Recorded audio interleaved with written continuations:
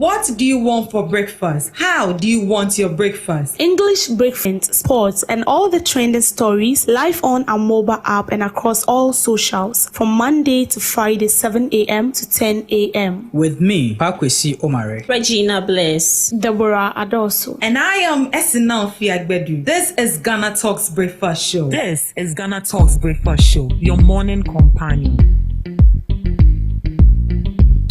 Ghana Talks Radio, #1. This is Ghana Talks Breakfast Show, your morning companion.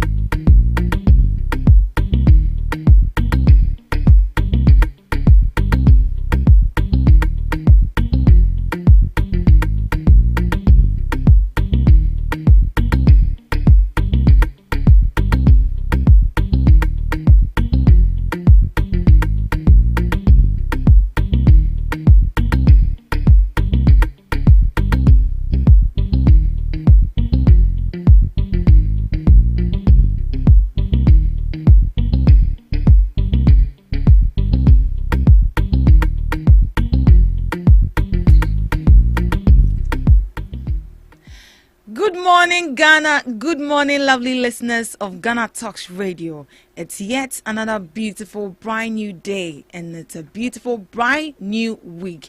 You are welcome to the Ghana Talks Breakfast Show right here on Ghana Talks Radio. And here is a news headline review. Here we give you all the latest headlines making waves in the news, from business to politics, from sports to entertainment, and everything in between. We give you the most relevant story. As usual, I remain your host, Esinam Fiagbedu.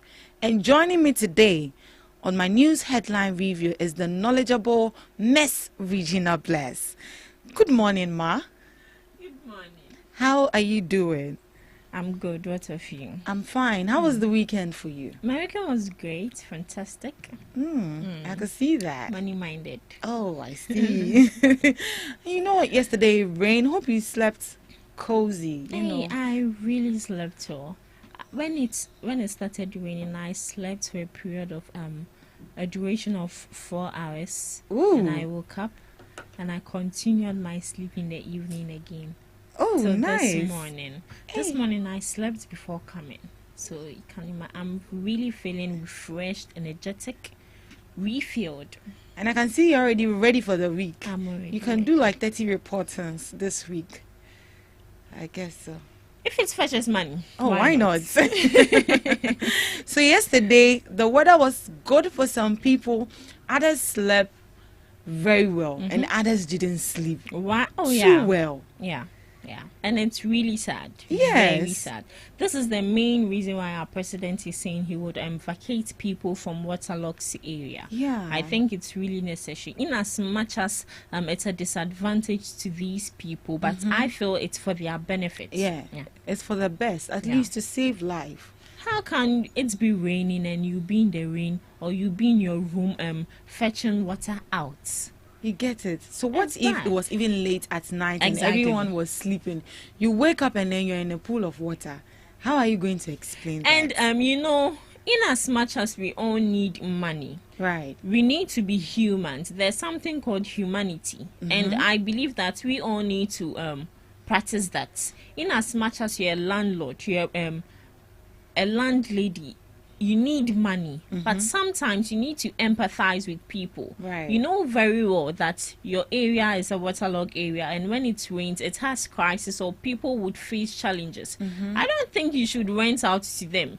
And even though that you can still rent out to them, should I say there should be an insurance or something. These people shouldn't go through the tax and huddle themselves trying to make sure that their room is clean. They drain all these water away, and also get good contractors, or is it constructions or contractors, a proper layout. to build these I feel that is houses. what we lack, because Yes, where there's supposed to be a drainage, exactly. someone has actually gone to build there. And our gutters that are supposed to, help for the easy flow of water is full of rubbish. Sand. I just saw a video where I don't know where that river is. At the bank of it's full of rubbish. And you know, people, once it's raining, when it start raining, then that's they the go- time they also exactly. do their own thing. Yeah. And also, we were talking about construction, as we were saying. Sometimes when it comes to the foundation, you can start with the foundation as high as possible. So I think they should just accept it in good faith when the president says he's going to take away some people from these places, waterlogged areas. You get it? And I think it should start with our assembly, with the districts in which we are living. Yeah. You know, where the person is living is bad. Why won't you just advise the person to, leave that area, or whoever that is responsible to, if it is the gutter or something needs to be done.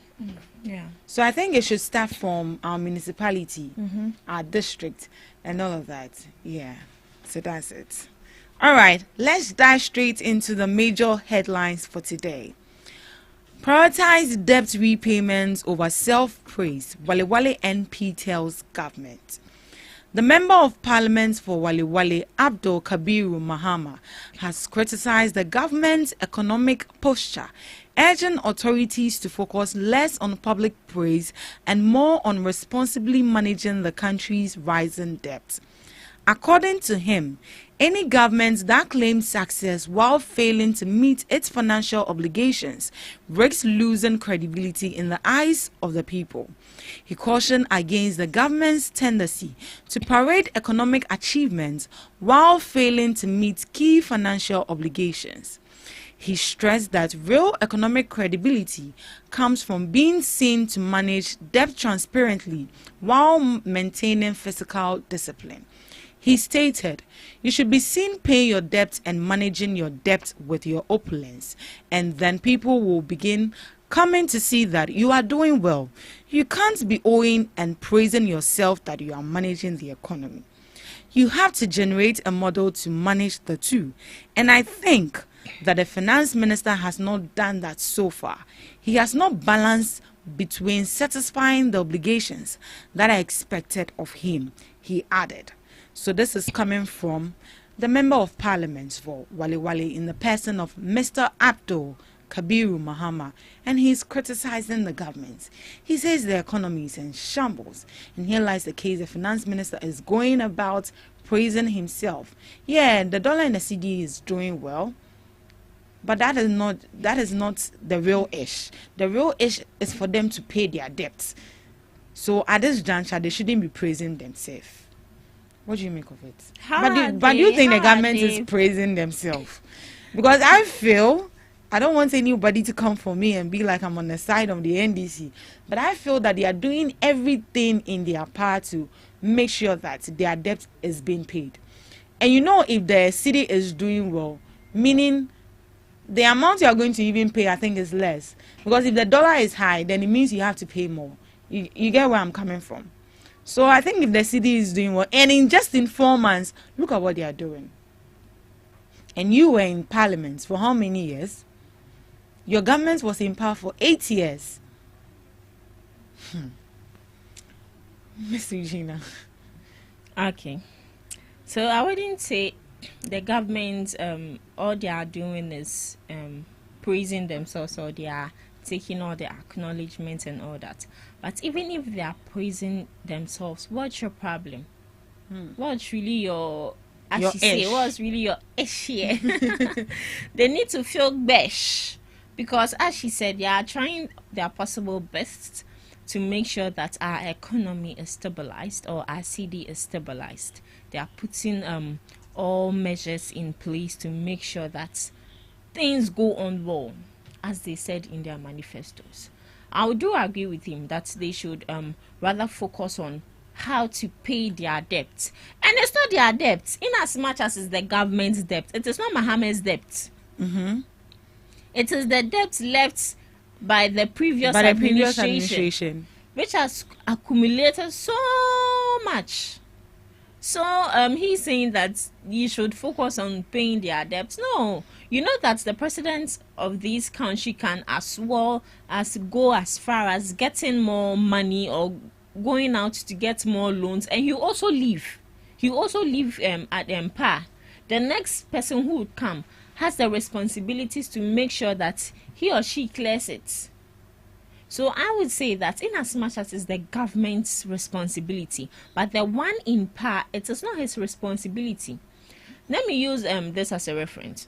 The LGBTQ. Let me use the LGBTQ. When President Nana Addo didn't sign it, was he obligated to sign it? Mahama can also say, me too, I won't sign it. The next person who would come should sign it. So it is good to praise yourself. You know, sometimes when you praise yourself, you get the vim to do more. You get that power to do more. But that shouldn't also cloud their minds that, oh, we've been able to do some, so let's relax. Too much of praises makes one relax. Let me use myself for example. The moment you keep on praising me, I'll slack. I wouldn't work on myself because I know, oh, now I'm okay, now I'm perfect. But you praise me once, stop it. But the question is, do you see the NDC praising themselves? They are not praising themselves. I I'm don't know where he got that and from. I'm actually trying to figure out what he means by self-praise. I think that the self-praise, oh, we've been able to stabilize the CD, we've done this, we've done that. That's what I think that he's talking about. But they've done it. They've done it, and they need to tell us, they need to communicate with us that they've done it. This is not self-praise. So it's not if I come to tell you, oh, over the weekend I was able to achieve this. It's a self-praise. I'm telling you what I've been able to achieve. And with that achievement itself, it boosts me to do more. And it even boosts the other MPs, the other ministers to also do more. So this is not self-praise. I feel like they are just communicating. Even if they don't communicate with us, or if they don't praise themselves, we Ghanaians will come out to praise them, because we are always on the internet. We always see what is going on in the economy. We always do trade and purchase each and every time. So if something reduces, we ourselves will come out to say, hey, Mahama ba sweet dear, namaswatitio. Is that self-praise? No, we are rather praising the government. Well, I feel as if they just don't want to accept the fact that this current government is doing everything in their what they were not able to do. And this government with the CD stabilizing, the city gaining its strength, people are like, it's not Mahama, and it's the other administration who put certain measures in place to make sure that now the city is yielding results and all that. See, whether you did this, whether you are not the one who you are not the one in power. The one in power will get all the accolades. Miss Debbie, what do you make of what the MP for Wale said with regards to the government's focusing on paying our debts rather than, self-praising themselves? In his words, that's what he said. Well, I would say they are pained, because in his statement he was like, you can't owe and be going about praising yourself. But the debt was a debt accumulated from the previous government, and they are trying to solve everything out. So you cannot sit down and say that we have debt to owe and so you shouldn't praise yourself. It's just like as if you are owing, so you shouldn't eat, or you shouldn't take good care of yourself. No. So you are owing, so you shouldn't take good care of yourself. You are owing, so you shouldn't eat. Like you should be thinking. No, it doesn't happen that way. So and the question is, even were they the one that left the debt? That's why I was saying that the debt was something that was accumulated from the previous government. So they shouldn't. And they are trying to solve it out. And you see, this praises that is coming up is not from this current government. It's from well-known political analysts, economists, people. You see, sitting back there, you can see and you can possibly tell that this government is doing well and they are trying their best. And so long as someone is doing good, you have to praise the person. You have to motivate the person to do more. Motivating the person or praising the person doesn't mean that, they won't do enough. No, you are praising them. Then praising them automatically means that, see, you are doing well, but step up. You are doing well, but put in more energy. You are doing well, but put in more effort. So that is basically what it meant. You can't tell me that they are owing. Don't be going about praising yourself. Have he seen any, or Mahama himself coming out to say that we've done well? Well, in in most of his speeches, he say that at least the economy is reviving. What we thought that can't be possible is now, we are seeing possibility in that. And we cannot testify cedi to $1. In the previous government, cedi to $1 was almost getting to 20 cedis. And now it's 13 cedis. If we should pray hard that it continues this way, then by the time this current administration leaves office, I'm sure that maybe the dollar to a cedi will be somewhere 5 cedis or so. So they are doing well, and they needs to be praised. They need that accolade. They needs to be praised. It doesn't mean that when we praise them, they'll do bad. No, we are just motivating them. I see you are doing well, but to do more, there is more room for improvement. That's all. But I want to ask, what is the current state of Ghana's national debt? Because Let me search for you. the energy sector is in debt, and I think what's the name again? The agriculture, which is the cocoa, is also in debt, and other sectors are also in debt. So what is the current state of Ghana's national debt right now? Miss Eugenia? Yeah, so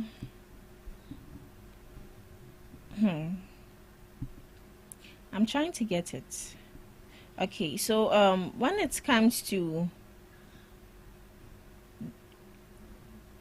so the energy sector is owing $2.5 billion. That is for the energy sector. But for the, I don't know if Debbie, you have it. Well, Which I other think- sectors do you have? Well, I have the public debt to GDP ratio. And that has to do with, I think, 70.5. They're giving me in percentage, though. Yeah, they're not giving the- 70.5%. But that should tell us that our country is in Oh, we are in a in lot of debt. We are in. But do you think since the current government came in place, they haven't prioritized in paying those debts? they are doing their possible best? Because mean, since how they much came, do I we don't have in think the they've coffers? paid. How much do we have in the I coffers? think the only debt I know they've paid has to do with the bond. they need. Yes, they Yeah, did. And they then paid the those who bond. Okay, so the total public debt is estimated at 1.4 trillion Ghana cedis for 2025. And we also have the estimated. So the first one is the nominal GDP. And the estimated total public debt is approximately 756 billion cedis, based on the 54% of debt to GDP ratio. And aside that, total interest payments 64.2 billion cedis. And we have the domestic debt 56.2 billion cedis. And we have the foreign debt 7.9 billion cedis. So in all, brings us to the 64.2 billion. That's a lot. That should tell you that.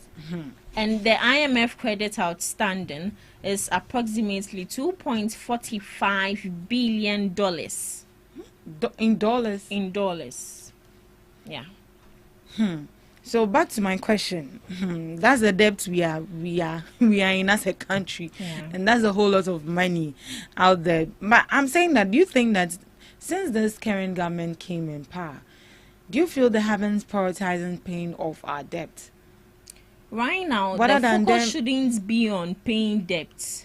I But- feel that the focus shouldn't be on paying debts as it stands now, because there are a whole lot of things they need to put in place to make sure that they even get that revenue in the first place to pay off their debts. If you are in a business and you owe, if business doesn't go on, how do you clear off your debt? It's not possible. You need to work hard. You need to get profits to be able to pay off your debts. So it's not as in you just come into power, then the money, the little money in the government's coffers, then you just start taking it, paying off debts. No. So in your opinion, you think they shouldn't prioritize paying debt right now? As it stands now, no. But I feel that you should put measures in place for But- you to get enough money. So let's take the energy sector for instance. We are owing. The energy sector is in debt, and if we don't pay that debt, we might just go blank. Exactly. For the energy sector's own, you need to pay that debt. No. when you talk about the national debt, Okay. you need to get enough profits before you pay off all these debts. But not to use the money that has already been generated to go and pay. Exactly. But with the energy sector's own, you buy power from independent power sources. So, in as much as you need to, I feel that you shouldn't really prioritize paying of debt as it stands now. But when it comes to the energy sector, so if you are selling something and all the time I take from you and I'm not paying, if I need it again, would you give me? You wouldn't, unless I pay back what I'm owing you. And the energy sector is owing a lot of people. A lot. 80 billion. What? 80 billion. Wait. All right. Moving on to our next Unless story. we saw you, Madam Host. Hey. All right. Ghana Immigration Service clears out 2,000 foreign street beggars in Accra. The Ghana Immigration Service, in a major scoop, has picked up over 2,241 foreign beggars from various strategic locations in Accra. The operation resulted in the apprehension of 384 adult males, 525 adult females, 577 male children, and 755 female children from 11 locations across the capital. The exercise began in the early hours of Friday, May 16, 2025, at Kaneshi Abosokai and the Kwame Nkrumah Circle. Officers were seen engaging with the individuals before relocating them from pavements and intersections where they are often found begging for alms. According to sources within the Ghana Immigration Service, measures are being taken to deport them after their identities are confirmed. The street beggars have become a national security threat, drawing the attention of immigration authorities. Several women and children suspected to be foreign nationals were picked up and transported in an immigration vehicle to an assembly point. My problem, how do these people get access into the country? And then when this thing started happening, we see them on the streets. Sometimes you go to La Paz, you're even in a vehicle, you roll your the glass of the car, still they are knocking at it, they want to beg. When this thing started like small, why is it that the immigration service didn't take action right at that instant, but rather waited for the numbers to get larger? About 2,000 plus foreigners on the street of Accra begging, which just like they've come into the country, they've procreated like Omawo, and they've become large in number. They've already set their own capital City in Ghana. and yeah, obviously. So how do we solve this menace as a country? Because it's indeed a national security threat to us.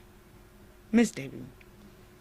Well, I think first of all, I would like to commend the government and then the immigration service. They did a very great job on Friday, and over 2,249, I guess. Yeah. Which means that minimum some dozens how. They are a lot. Hey. And these are just from 11 locations. So you can imagine if they, extend it to other locations, Yes. the number of people we'll be having who are immigrants. I think the best thing we can do is to bring out policy or forms that will ensure that our borders in this country are very tight, and then we don't allow people in just like that. Then I feel like just like the way Ghanaians get trapped by false information from people who say that they are giving job opportunities to people abroad, and then you get there and then you realize that the reason why you are there is not what is being put on the table, and then you have to get yourself elsewhere to find refuge. I think that's the same thing that has to do with this immigrants, right? Yeah. Because I feel like most of them, they are being lied to. That maybe when you come to Ghana, you will get work to do and stuffs. And so they come to the country, and then you get in and you realize that what they've told you is not what is on the ground. And this morning I was listening to a man who was like, we are focusing on these immigrants who are from other countries into the country. What of Nigerians? Because when you come to Ghana, I think 50% of this country is occupied by Nigerians. Even at our marketplaces, you will see them there selling phones and stuffs, and then they've normalized it. This is to say sister country from Nigeria to Ghana, Ghana to Nigeria. But then for this issue, I feel like when it has to do with our border, there should be strict measures there. Not everyone, we shouldn't allow everyone into the country. And you see, as I said, the man I was listening to this morning was like, you see, they take people, you see people from other walks of life, from African countries in the vehicle. And then, when you're coming from, I don't know, but when you're coming from the north, the Volta region, the OT region here, there is a checkpoint. Yeah. Where when you get it, before you get to Atimpoku, there is a checkpoint. Then you go, the immigration, they will check you. If you're a foreigner, they'll take your passport, your ID, and everything. And this man was like, those foreigners, when they get in there, they'll be there like 5 minutes and then they'll come out illegally. They've made their way into the country illegally. And then when they get into the checkpoint, they talk to these immigration officers, and then you don't know what happened. And so he was like, before you get there, the driver will be like, Obi, I'm paying 10 cedis or 50 cedis. And it has become so common because they know that definitely these immigration officers are going to take that 50 cedis and test it. And they allow them into the country. And they are part of the congestion, we see on our roads. Yes, they are part. They are part of it. They are part of it. And they are part of the traffic as well. Oh, they are part. Because you get on the street and then you see them all over knocking. They are everywhere. Like Shane said, they'll come. They're telling you the amount you should give them. You see, Mommy, thanks to this. As if you say he's paying you. Some of them have even come to live in this country for so long that they can even speak our local dialect. Oh, they speak. So it makes it very difficult for you to even identify the person as a Ghanaian or as an immigrant. And this is the same path this terrorists or staff make their way into the country. And this is the same way we have spies from other countries having their way here. Because you can have someone who dress like a normal person and then get in here, sleeping on the street, but he's taking note of everything that is going on and then sending information. So I feel like what the government did was in the right direction. But after here, what next? Are they being transported into the same country? And what measures are we putting in place that when they get there, they don't get back into the country? Right. So that's why I'm saying that on our borders, we have a lot to do. Oh, yes. We have a lot to do. In as much as Ghana is a hospitable country, doesn't mean we should just allow anybody at all. Because even when you're going to apply for a visa, especially with the US, the way they will scrutinize you, the questions they will ask you. Yeah, it's not like that. It's not like that. You just pay something and they allow you in just like that. So we should make Ghana expensive. It shouldn't be that kind of Ghana people know in mind that me do border when I say me the nam krasa or when I give the military officer maybe £1,000 or maybe €10 or whatever, they will allow me inside. We should make the country expensive, and it has to do with our border, especially because I want to move for rum. They don't pass through there, and these people don't have money to take flight. It is through the borders.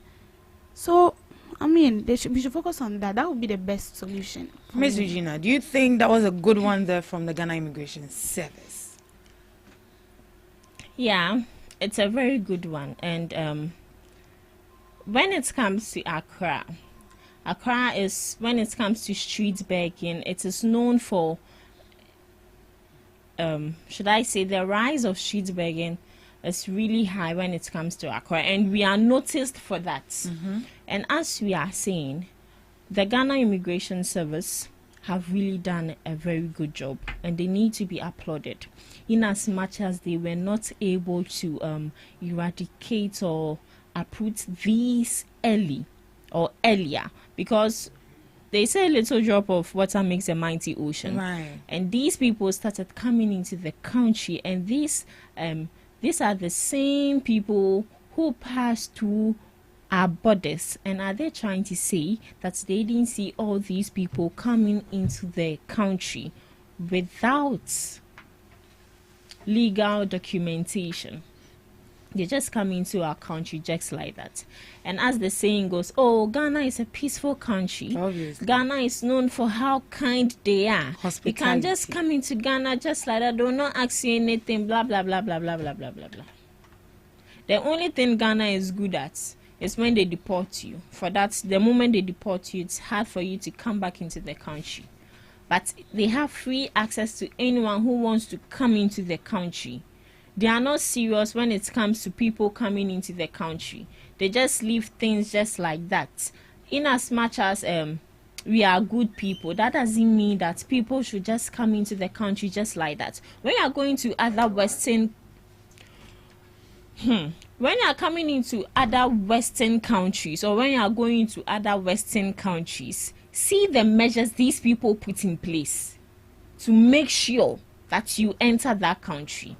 Without, even if there's a mistake, one mistake on your document, you wouldn't be able to go. Even if your full name, one is omitted, you wouldn't go. You won't go. So why is Ghana not taking or adapting such measures? The Ghana Immigration Service, what are they doing? These people are the ones who need to stand on the forefront of these things. They need to see to it that all these things are put in place. But she was saying that sometimes at the borders, these people, these drivers who leave the country, go to take staffs. When they are coming back, they take these people. Oh, I want to leave the country. Okay, bring this. Because we meet people, we meet officers at the checkpoints who will check all these things. This is the amount of money they'll take. It also boils down to corruption. Because these people know what they are supposed to do, but they are not doing it. Mm-hmm. So with what they've done, I feel it's a very, very, very good thing. It's a very good thing. So what are some of the things you think we can do as a country to solve this issue of these immigrants getting access to the country? Because Debbie said, "Oh, the number crowd, what's me?" Oh yeah. So it boils down to our officers and people who take charge at borders. You need to make sure that you scrutinize these people very well. Ask questions. Why are they here? What are they here for? When you come into the country, what are you coming to do to survive? What money are you bringing into the country? Because when you are going to the Western world, they ask you all this. Once you are the how is it called? Where you are going to seek for your visa, they check your account balance. If you don't have the money, you will not go. Because when you go in there, what are you going to do? How are you going to survive? So these people need to adapt all these measures. Ask questions. Without legal documentation, these people are not supposed to be allowed into the country. That's the only thing. That is the only thing they are lacking.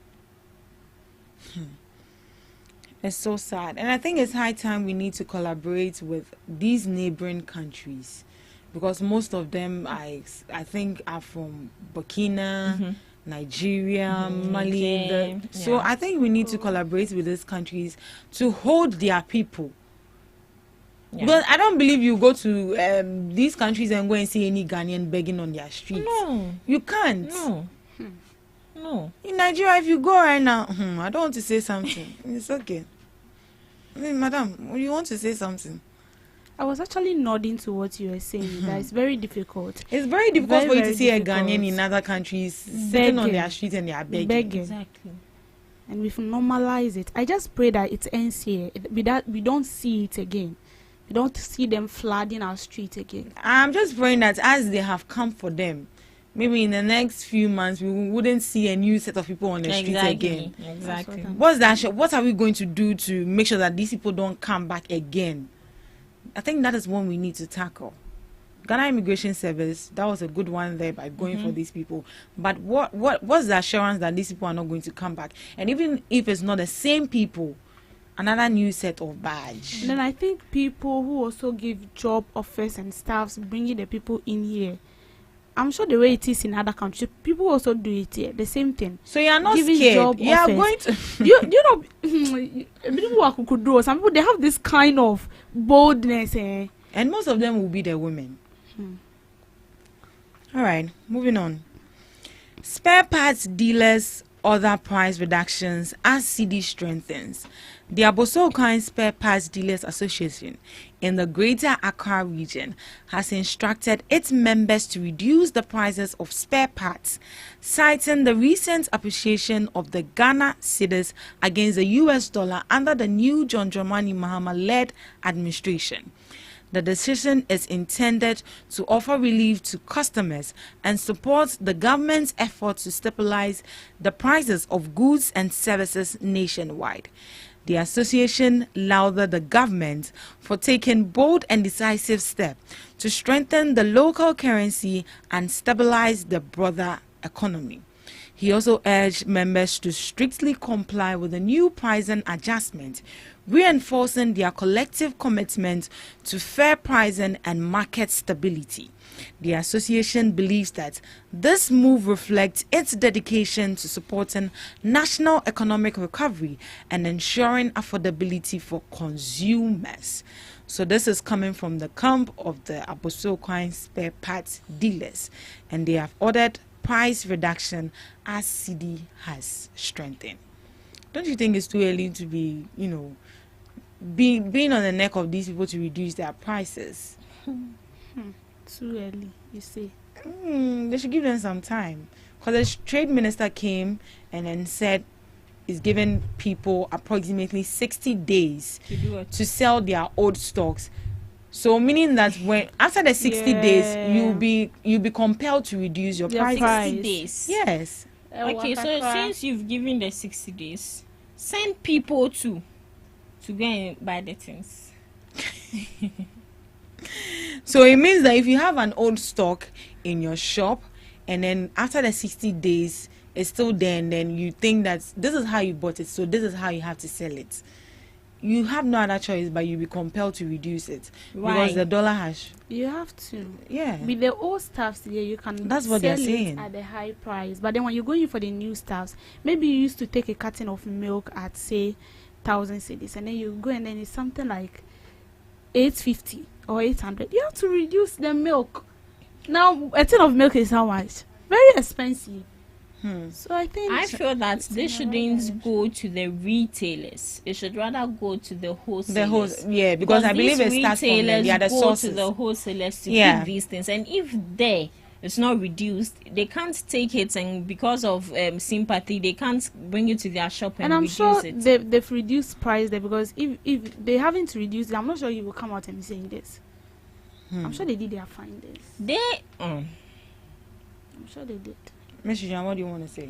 Okay, so I'm saying that they are talking based on the CD gaining strength, but I don't think that's. All right, so let's not digress from the issue here. So this is coming from the spare parts dealers, and they are ordering price reduction as the CD is strengthened. The CD is doing well. So why don't you also reduce spare parts? They can't reduce spare parts. Why? You think they can't reduce spare parts? Because they I believe can't. they buy these spare parts and these machines in dollars, right? And right now that the CD is doing well, why don't they reduce the price? Not all people. The only people who can reduce it are the people who take it outside, who go to China, Korea, Japan to take all these spare parts. They can reduce it. But even though that the CD has gained its strength, after importing all these things, it passes through a lot of process. The process that it passes through, the shipping fee. Exactly, they need to pay money. So if all these things are not reduced, they still bring it and say that, oh, now the city has garnered its strength, so let's reduce it without getting any profits. And also, there are some people who go outside the country to get the goods. These people bring it to the country as wholesalers. We go there, take it as retailers, and come to sell. You understand? So it all boils down to the individual. And also we should look at the root cause of it. It's not the people who go into the market to take the things who are supposed to decrease things, but people who manufacture it. So you think they can't just order that they should reduce They can't just price? order that you Once should the CD reduce is also the price. doing well. Yeah. Ms. Debbie, do you think there's a way? A way. Well, I think they should reduce the price. But even Since the CD is doing well. they should reduce the price. But then I feel like we are being in hurry too much, because the CD has reduced. Yes, we know. But then we don't really know whether it's going to stay long. Yeah. We don't know, because anything can change at any time. And this, I'm sure this is from, it is because I think the US, I think the dollar they've reduced or something like that. That is really affecting us positively. So I feel like I think it has to do with the tariffs in China. But Yeah, US, that's so I what I think heard. their dollar too. I said, I'm ready. So they did something to it. I can't really, Okay. I don't really remember. But then I think it's- we can research on that. yeah, and then it's affecting us positively. So I feel like we are in a hurry because cedi to a dollar is not BBI. It stays for long. It changes at any time. At any time. Today you see it's going up, and then the next minute it's coming down. So I feel like I say almost the pressure and it at the tone phone so and Dodo. stars and idea. So they can reduce it a bit. Say no more can, but shouldn't be too much because who reduce it to you have to be very, very careful. Because so long as you're importing the thing from outside, you go for it, you pay for a fuel, like you pay for transport. It's different when you have your own vehicle. But even if you have your own vehicle, you buy fuel, right? You do. And fuel prices are matter so. And Yeah, they've reduced fuel prices. Oh, then they want to so much. I want to so if Hey. they if I want to see if the dollars you were if the the same dollars and the person. CD go up now. So you were actually the same person that said that the dollar and the cedi, like it dwindles, it yeah, goes it did. up and then it did. comes It, down. like sorry, it does. So does that mean that when the dollar goes up, they will allow these traders to also increase their prices? And okay, you don't have to wait on a directive because when I hit nature, Okay. so you just have to increase it. And you know that this directive they've given, not all traders will comply. Oh, that one is true. Unless you go and wake JJ up to come and do what he did back in the day. We're not again. Ghanaians. Ghanaian traders are not people that they are easily convinced like that. No. So where a cafe no be two more, you go to market and see. It will be maybe petty things it will be less expensive. Right. But I spare see. part I'm sure it will take some time for It will take some time because that is the headache of most drivers. yeah, it will take some When it time. comes to like apart from the fuel, the spare parts spare parts, is a big yeah. deal for them. So if the city is doing well, why not? If the fuel has gone down, then I think the spare parts should also be reduced. And I'm sure that when the As a spare part is point. reduced, the transport fares will also be reduced. That one, yeah, ain't see. When and they also then what is the use? Ain't see. Then what is the and Maybe they'll maintain it for quite a number of time, like for some time. But pan that you on your account 50% since na aka no obeji aka ne de ho na we wo ka say on reducing transportation. They are those people. They are really killing us. They will use spare They parts are. as a care of and then Oh, even yeah. take from us. So reducing transport fare dear. A bad If it happens, that will be a historic moment for us in Ghana. here. That's a very soon. I'll buy my own vehicle because the Amen. fare is too much. All right. Miss Debbie will be buying her vehicle very soon. Amen to that. And this is where we draw the curtains for the news headline review. Up next, we have the Debbie's Grill.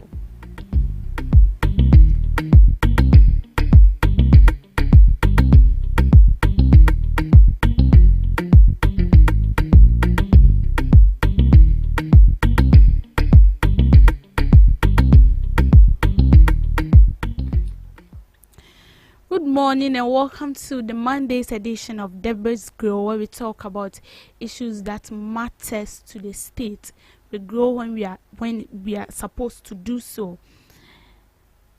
Now, yesterday there was a heavy rainfall yesterday, and per what I've gathered so far, there've been a lot of flood in some parts of Accra, especially Tema and its enclaves. And you see the rate at which our roads gets flooded at the mercy of a rainfall, a slight rainfall, is a cause of alarm. And I would say that our settlement is very bad. Very, very bad. You get to a locality and then you see, the way they build houses in that locality, and then you get to ask yourself, you don't even see a gutter where, this rain will have its way through. And then the areas where we are supposed to build gutters for this rain to pass, we don't do it. And you see that particular site being sold out to people to build on. And that is why anytime it rains, we have about 50% of Ghanaians who are homeless because it causes more harm than good. And we've talked about this over and over and over again, and so we don't want to learn from it. You go to buy a land and then they tell you that this place, it's a waterlogged area. But the person will be like, no, I still want to build here. This is the place I want to build. And I can tell you that Accra, is overcrowded. The population here, we are overcrowded. Seriously. Because if you look at the settlement here, let me say the whole Accra, it's very bad. Very, very, very bad. And then a house where you will see gutter. That same gutter that is made is being, built or made for the rain to have its way through. We still dump refuse into it. And the most painful aspect is when it's raining, we pour the refuse into the water. And so where do we expect it to go? It goes and then it's come back to hurt us. And then yesterday when you see videos, they are showing it on the screen, videos circulating all around, a whole street that has been built with money, the taxpayers' money, is being flooded. And I know this is no news. It has been happening over and over again, but what are we doing about it? Our roads become so flooded that if you are not careful, you will end up losing your life. We assign contract to people and then we don't even monitor to ensure that they are properly built. Temamoto Way was built during Nkrumah's era. Even though I can say that the population of Ghana was nowhere near million. But now look at our population. But motorway can still, it still harbors us. And then the roads we are constructing of late is very bad. And then we construct roads and then we don't create a drainage path for water to flow. We construct the roads just like that. And anytime it rains, even if it's drizzling, the streets will still get flooded. And then we don't check all these things. We don't check it at all. We go around and because of the small money we want to keep in our pocket, and so we go to places and then we see that this is a place where it's supposed to be, it's meant for water to flow. But then we see people building on it. And instead of we to take the right steps and the right things to do, we take money from them and then we allow it to go just like that. And I think some of these, landlords, it's about time we start arresting these landlords and people who, rent or sells land to people. See, in the Hamatan season, if you want to buy a land or rent a place, trust me, they will end up buying something for you and then you think you've bought, a good land. But then when it starts to rain, that is where you get to know that no, you've actually wasted your money in something different. And I think as time is evolving and we are growing as a country, we should take certain things into consideration. We should ensure that people who have built on waterlogged areas or path that is meant for waters to flow, all those buildings needs to be demolished. We should demolish all those buildings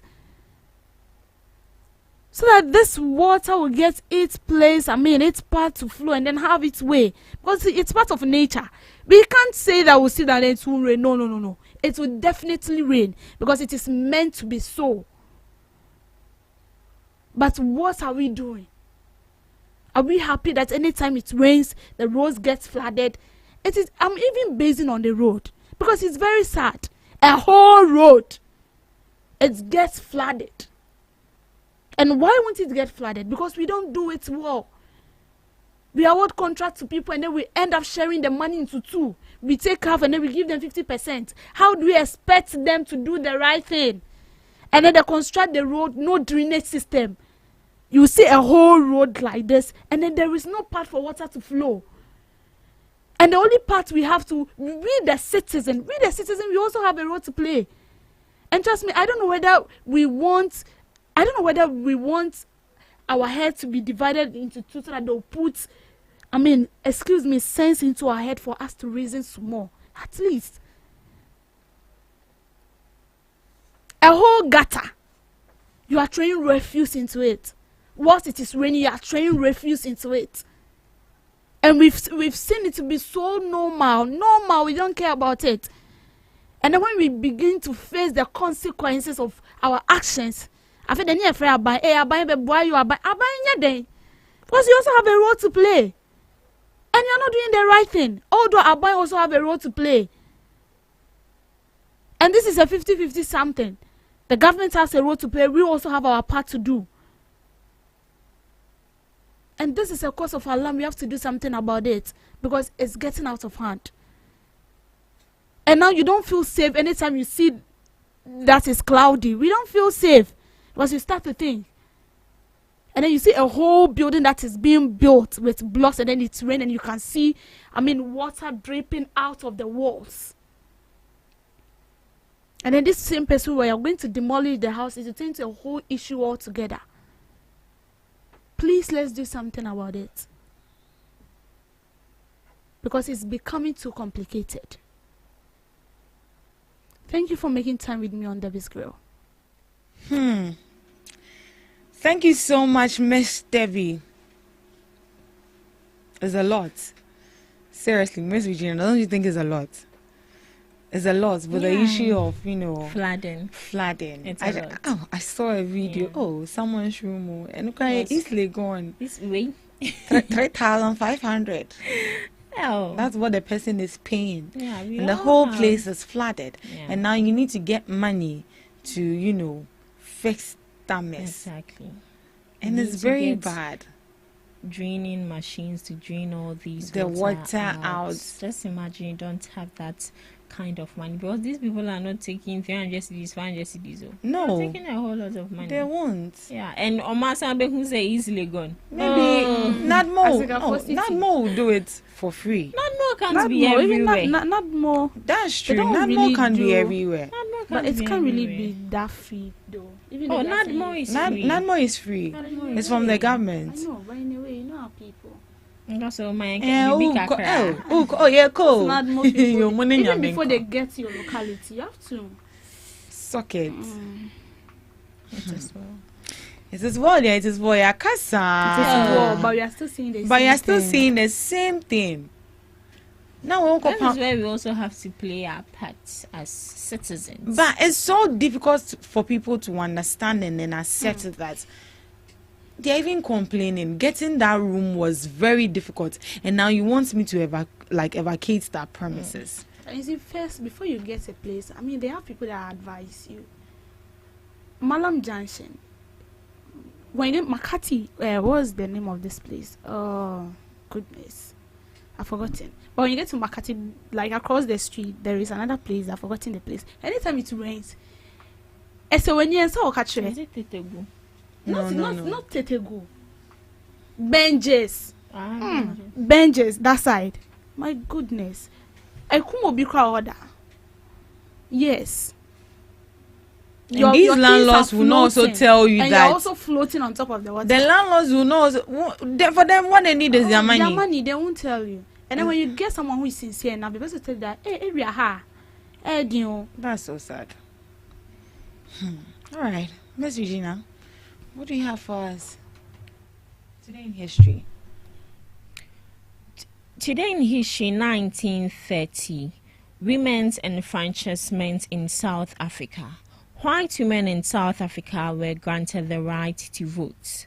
This was a significant development in the country's political landscape, although it excluded women of other racial groups under the prevailing apartheid policies. 1955, founding of the Black Sash in South Africa. The Black Sash, a non-violent white women's resistance organization, was founded on this day in South Africa. The group became known for its peaceful protest against apartheid and advocacy for human rights. Political transition in Lesotho 2020.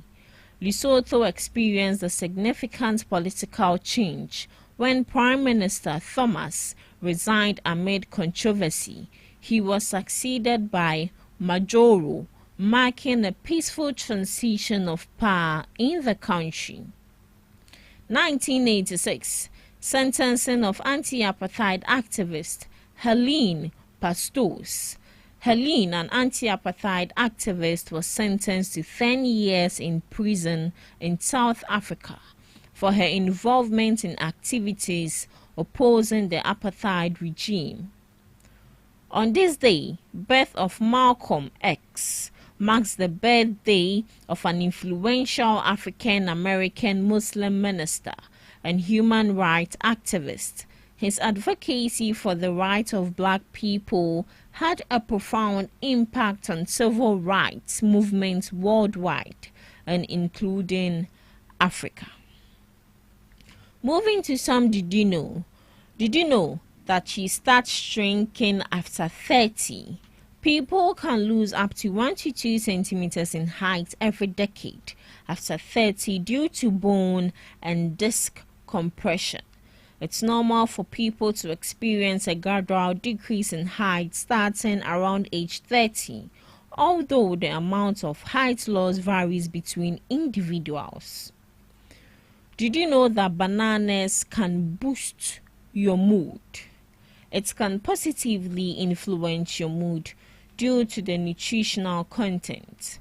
They are a good source of tryptophan, an amino acid that the body converts into serotonin, a neurotransmitter known to regulate mood and promote feelings of well-being. Additionally, bananas contain vitamin B6, which is also important for brain function and mood. Did you know that walking barefoot is good for you? Known as earthing, walking barefoot can offer several health benefits, including improved foot strength, balance, and posture, as well as reduced stress and inflammation. However, it's important to be mindful of potential risks like injuries and infections. And this is where I end today's Today in History and Did You Know, live on GhanaTalks Breakfast Show.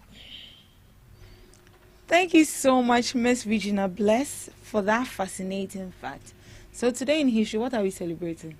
Or today we are not celebrating anything? Today should be World Flag Day. You mentioned something banana. Yeah. Oh, I love bananas a lot. Oh.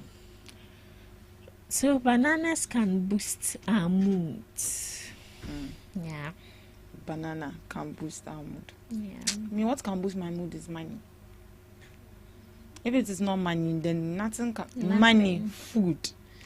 Banana is what? Money, banana not the food. Nah, it doesn't fall under that. Then it was under what? Snack. Yes. So today, the drivers' union said they'll be going on a strike. Have you seen? I'm not sure they did. You're not sure they did. What happened? We saw vehicles. Yes. Okay, I have not been to the roadside this morning. Today I got a car. And then they are working. They are working. Share. You think people are willing to, sacrifice their today money? I wonder. Because you want to go on a strike. Every since it's a drivers association, it means that they have station for each and every driver, and also how taxi drivers have stations, but not all people are in such union. Yeah, so I even in as much as maybe they might be embarking on a strike, maybe the people not under those union are still working. Yeah. Or could it be that because the Accra Mayor came out to say that, God willing, on Tuesday there's going to be a decongest. Yeah, they are going to maybe take away some people exactly from the payment. Yeah, and we've already started seeing that since Friday, a lot of people have been dragged away from Accra. Yeah, from Accra. So maybe hopefully they've seen that work is in progress. So why not? Yeah, let's work. Maybe But they'll let since go you of the said strike. You go on a strike, go. They should go, right? People are still looking for their money. Anyway, so we are looking up for tomorrow's activity. All right. This is where we draw the curtains for the first segment of the Ghana Talks Breakfast Show. It's 8 a.m. Let's go for the news.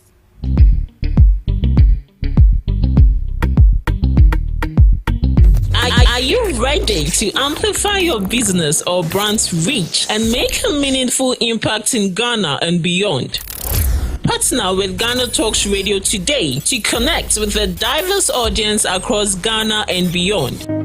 Elevate your brand through on-air promotions and social media. Boost your brand during prime time. With Ghana Talks Radio, you can extend your reach across digital platforms. Ghana Talks Radio is not just a station, it is a community hub where your brand becomes part of the conversation. Join us in fostering connections, celebrating culture, and making a lasting impression. For customized sponsorship packages and enquiries, email contact@GhanaTalksRadio.com or call +233 202 544614. Ghana Talks Radio, giving the youth a voice. We bring you local news, business news, international, sports, and entertainment news. Right here on GTR.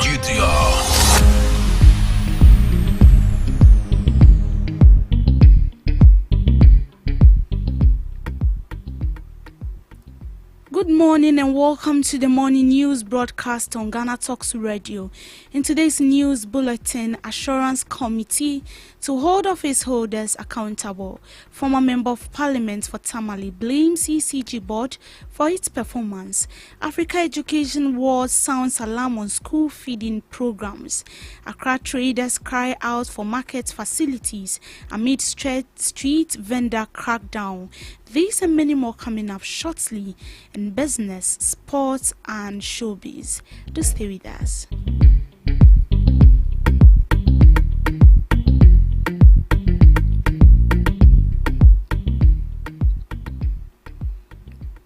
The Appointment Committee of Ghana's Parliament has been tasked with ensuring that office holders are held accountable for their promises made during parliamentary vetting. The committee is to scrutinize office holders' performance and ensure they deliver on their commitment. They affirm their commitment to hold office holders accountable for their promises to ensure transparency. By ensuring office holders deliver on their promises, the committee believes it will promote public trust in government institutions. Promises that you make to members of parliament, we will go there physically to check whether it is true, and we'll call you to justify to the people why it has not been done. And so that is the work that we are going to essentially do. It will be a very visible group of people who do their work and do it effectively. And we are doing it on behalf of the people of Ghana, not just on anybody's behalf. And we will be non-partisan in our work. I already called that this committee, we are not going to do it with partisanship in our minds. No, we are going to do it as members of parliament. So when we begin to probe ministers and probe even members of parliament, even opposition members, when they make promises and assurances to parliament, we will go after them to find out exactly why you did it, when it's supposed to be done. You heard the Assurance Committee affirming their commitment to hold public appointees accountable. Former Member of Parliament for Tamale Central, Inusa Fuseni, has accused the management board of ECG of their responsibility for managing the company. He attributes the sector's problems to idiosyncratic interest, citing the unsuccessful PDS deal as a prime example. The Member of Parliament claims the deal was designed to favor foreigners, with 80% of shares allocated to them, whilst alleging that the government perpetuated huge fraud on Ghanaians. He stresses the need for transparent mechanism to combat inefficiencies and corruption in the energy sector. And the technical expertise, they broke it down to technology and men or human resource to be able to implement that technology to collect revenue. Because ECG is not collecting the revenue. And they're not collecting the revenue because they don't just know how to do it. They don't know how to do it.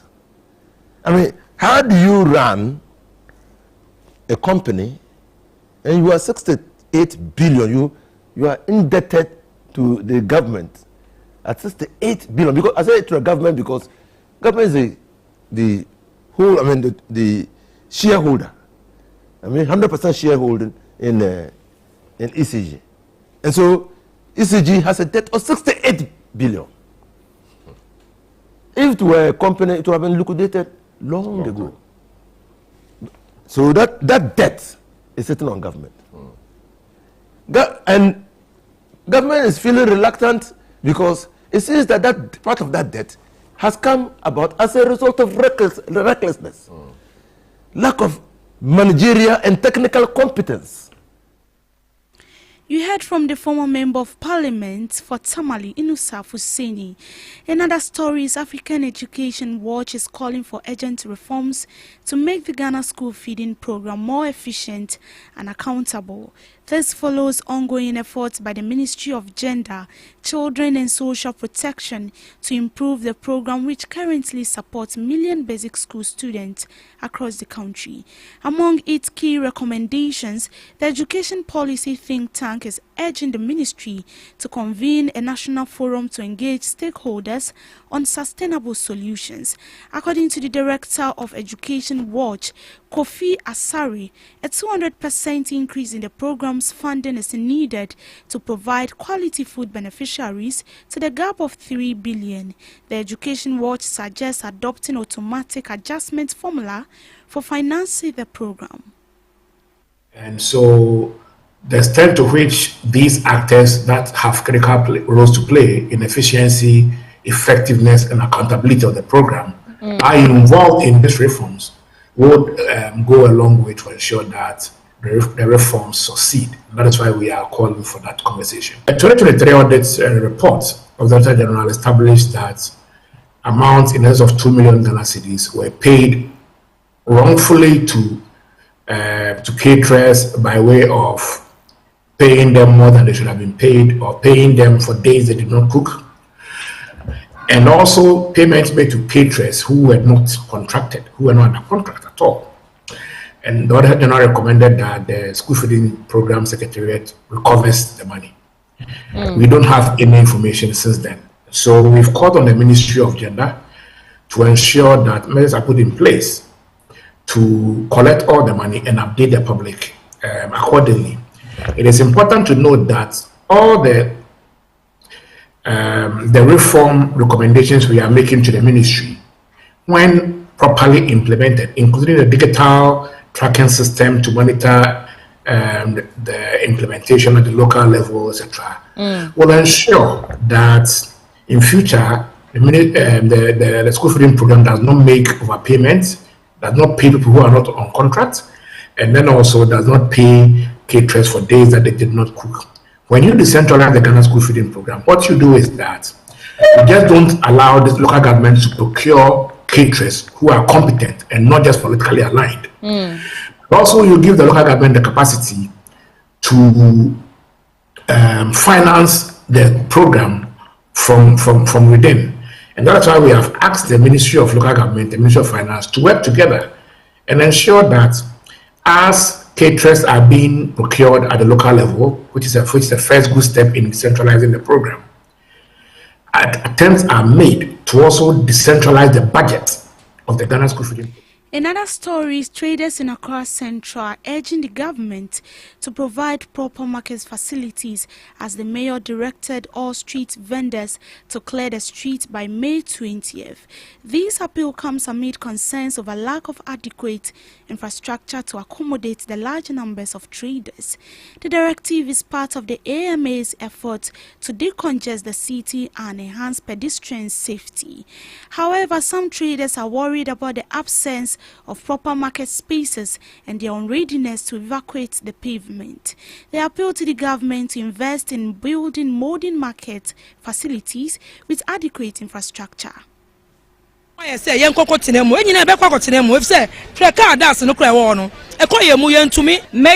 Bana Waba Yemanakwaba say waba so bema ekromate ye pane chewa ye hwemba ene ye sa hwe busua nto onye ne kwan se ebeboa ye ba mom pame ye nyina enfiri wo say pavement no bebre wo ho omu ni oboafo omu wana mbeba betom no ma hwe omu nkola enti se mu be ye kura.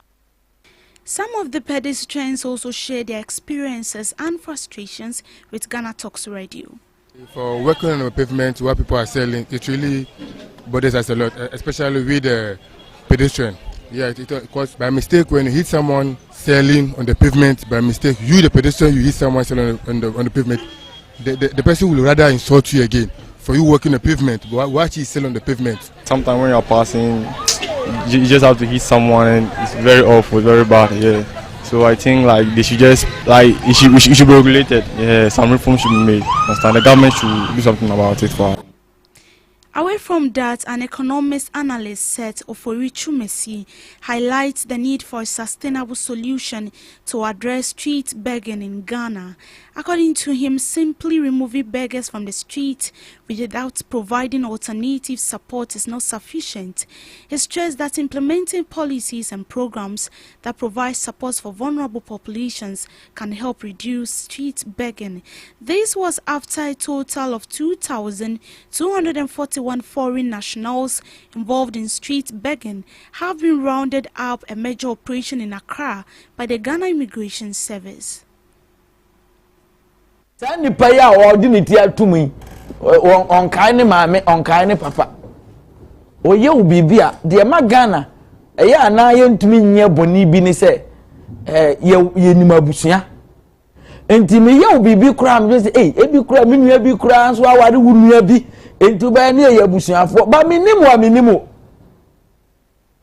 en sadi omo aye enura no na metie news anumre mete se na omo se enura anumre no omo be de omu nyina be ko back and wo de omo ko ye de omo akoda ya tu omo da ade be che ana be du mire ketua bi na omo asaba but me propose an say as I say ye intentional say they are kind intentional policy one say going forward yen ka say ma obi metna Ghana enya we mu nko e bia sika na omo srenti na ye omo sa. What about the Nigerians? And that, but baby, I will be for Bia, baby, I couldn't be a young cousin manager.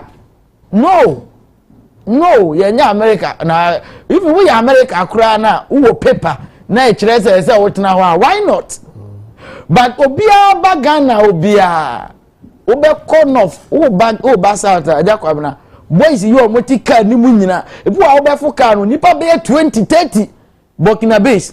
Na you be do custom not custom immigration na omo abe machi omu nyina do omu kodran mu ho ombe che wa den 10 minutes no omu nyina abetena kam at least every month be a man corner of kura no enye 4 times ni nyina no me kwa metena public transport mu 4 times ni nyina no omu sisa ankrofo e immigration dan mu Obia bia Jacob na omunkoi mo munkipi one poda me say enye so obi say enti me say omuko no ma omuko bi so omodan eye ni sika na ope enti wo kwa de odile hu no eye sika no na wuntu aye enti na homfo odile hu enti ebu abase ya betra ka ni mu a na poli ayi ya friend is mate ayi conductor no and driver ni na ka kire mu say ye kono obi ampe Ghana cedis enya se ebe kwa koduru ho enya se me nka se ye fu ka ni obokina wo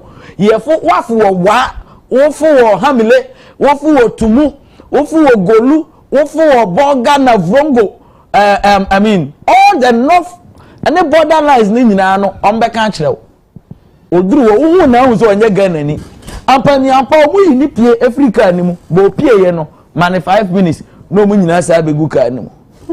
The point nene say and just a year and day wonder said your muyi but rather na ye pamu obi so Ghana ye ji ahoho me na nadin no oji ahoho ye ojebi ye na ye ji ahoho ba ye ji ahoho a omunam mra kwan so ye ji ahoho a omunam mra kwan so ye ma Ghana boy. Another story, a downpour on Sunday afternoon has once again exposed the fragility of Accra and its surrounding municipalities to flooding, leaving parts of the city and Tamawe submerged and commuters stranded. The rain, which began around 3 o'clock p.m. and lasted nearly 3 hours, caused significant flooding in several neighborhoods, including Weja, Kanishi, Adabraka, Adenta, Dodowa, and parts of Tema. The situation was particularly there in the Ajay Kojo Kanewu area in the Tama West municipality, where residents said their homes have been destroyed, disrupting daily activities and damaging properties. The residents of Ajay Kojo Kanewu have expressed frustration over what they describe as the worsening of flooding conditions in recent times. Speaking to some affected residents, they made an urgent appeal to the government and relevant authorities to investigate and address the issue. India for Abesi warehouse and now Daneno pharmaceutical company and on wall Amatunu.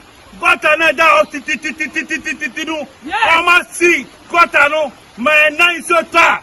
It's only your prime car. In sota and your prime car. Na koya demu, na koya fie. Ukahanwa. Yasisa ichosa. Kutama ichosa here. Yasisa ichosa. Yabra. Yastrabai. Somebody yai. Mr. Bai. Somebody yai. Yastrabai. Yastrabai. Somebody yai. Yapanacho.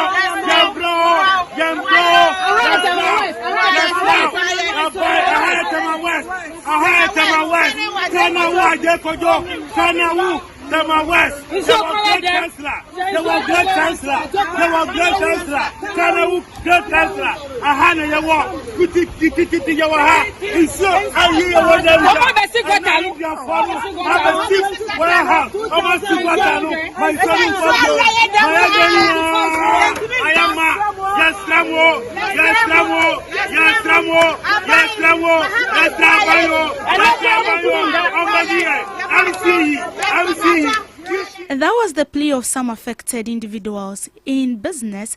The Boso Spare Part Dealers Association in the Greater Accra region has instructed its members to reduce the price of spare parts, citing the recent appreciation of the Ghana cedi against the US dollar under the new John Dramani Mahama-led administration.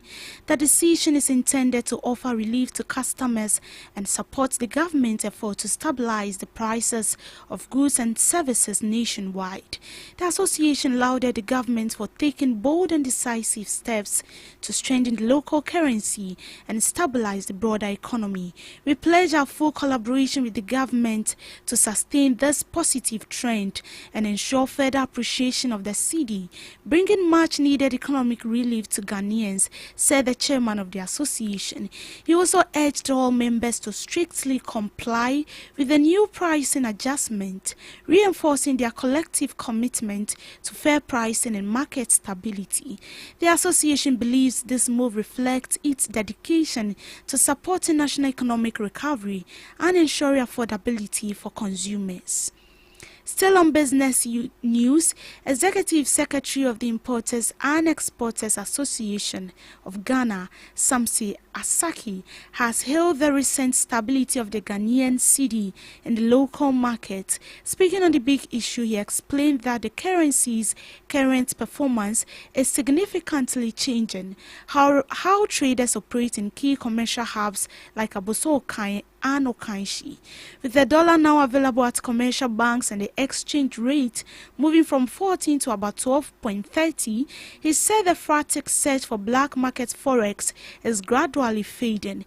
If I were pricing my goods at 20 or 15 because dollar was 14 and now dollar has come to 12.3 Ghana cedis, nobody will go to their Haji to look for forex to be able to do his transaction. It is a good thing and it will reflect in the prices of goods and services, he added. He revealed that some prices are already falling, citing a personal example to underscore the impact. He said freight sold at 1,200 is now sold at 600 cedis. That is a drastic drop of goods in the market, he said. His comments add up to growing calls for the government to consolidate gains made in currency stability and ensure that its positive impact is felt across households and businesses. To sports, Liverpool legend Jamie Carragher has pointed to Mohamed Kudus' poor form as a major reason behind West Ham's poor 2024-2025 campaign. West Ham ranked 15th in the English Premier League standings with a game left to play after finishing in 9th place last season. Speaking as a pundit on Sky Sports in the lead up to West Ham's games against Nottingham Forest that ended in a 2-1 loss for the Hammers, Carragher cited Kudus' sharp contrast in form as a major reason for the club's recent struggles, unlike the previous campaign that had Kudus in fine form. There is no doubt he is a quality player who should be playing for a team, I would say, closer to the top of the table, not near the bottom right now, because probably one of the reasons why West Ham are where they are in this season is because he hasn't showed the form that he showed last season. Last season he looked fantastic, just hasn't looked the same player this season, so I wouldn't be surprised if there was a change, he said.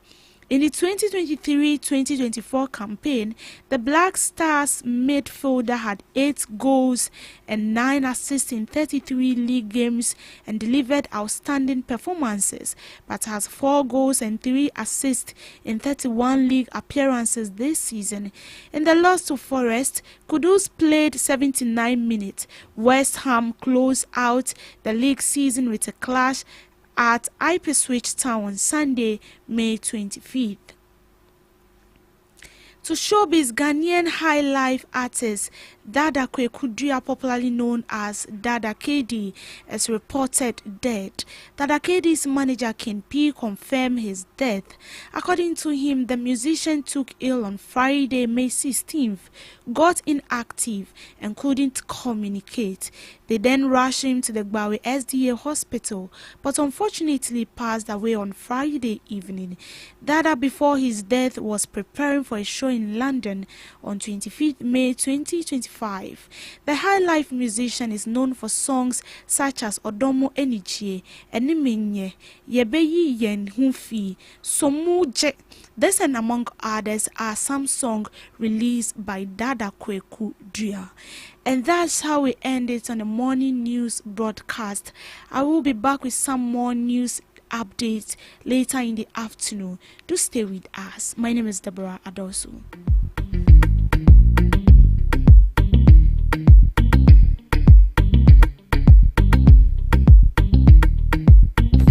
Are you ready to amplify your business or brand's reach and make a meaningful impact in Ghana and beyond?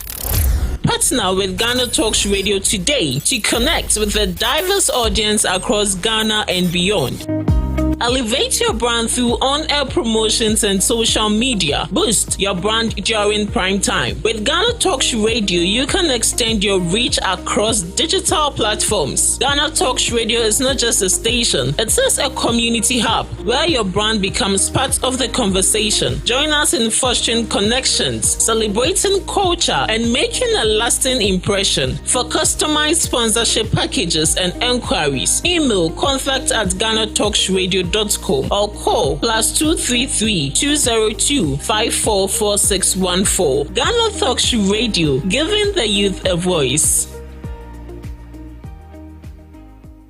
What do you want for breakfast? How do you want your breakfast? English breakfast, French fries. Koko Nikosi, alo komi kesheto. Wache. Well, Gobe is the real deal. Join us on GhanaTalks Radio. Let's serve you a buffet of breakfast. From news headlines review, current affairs to social issues. Entertainment, sports, and all the trending stories live on our mobile app and across all socials. From Monday to Friday, 7 a.m. to 10 a.m. With me, Pakwesi Omare, Regina Bless, Deborah Adosu, and I am Esinal Fiagbedu. This is GhanaTalks Breakfast Show. Hello Ghana, hello worldwide, na musi level bea. Now listen, every Tuesday and Friday, beyond the time it's going to carry Braille. Our Ghana Talks Radio, 7 p.m. sharp. Now Tuesday, and we're gonna talk about our culture, our history. My 20 things set about Sam. Now on the Friday, and you bars on bars. You better rap, you better say it. No artists go join me in the studio. We're gonna discuss about music and business. Or you singer and now you rapper, you think say you get bars. You go fi spit fire now. Listen, make you join me with studios. Our Ghana Talks Radio and you say then our day. Me say download the Ghana Talks Radio app no. Our Play Store and the App Store. Na tune in and say this what you see baba live on Facebook, Kointakra, any Ghana Talks Radio page and so now listen. Ebe your fire. 1 year, Konya, Wading, Jajan.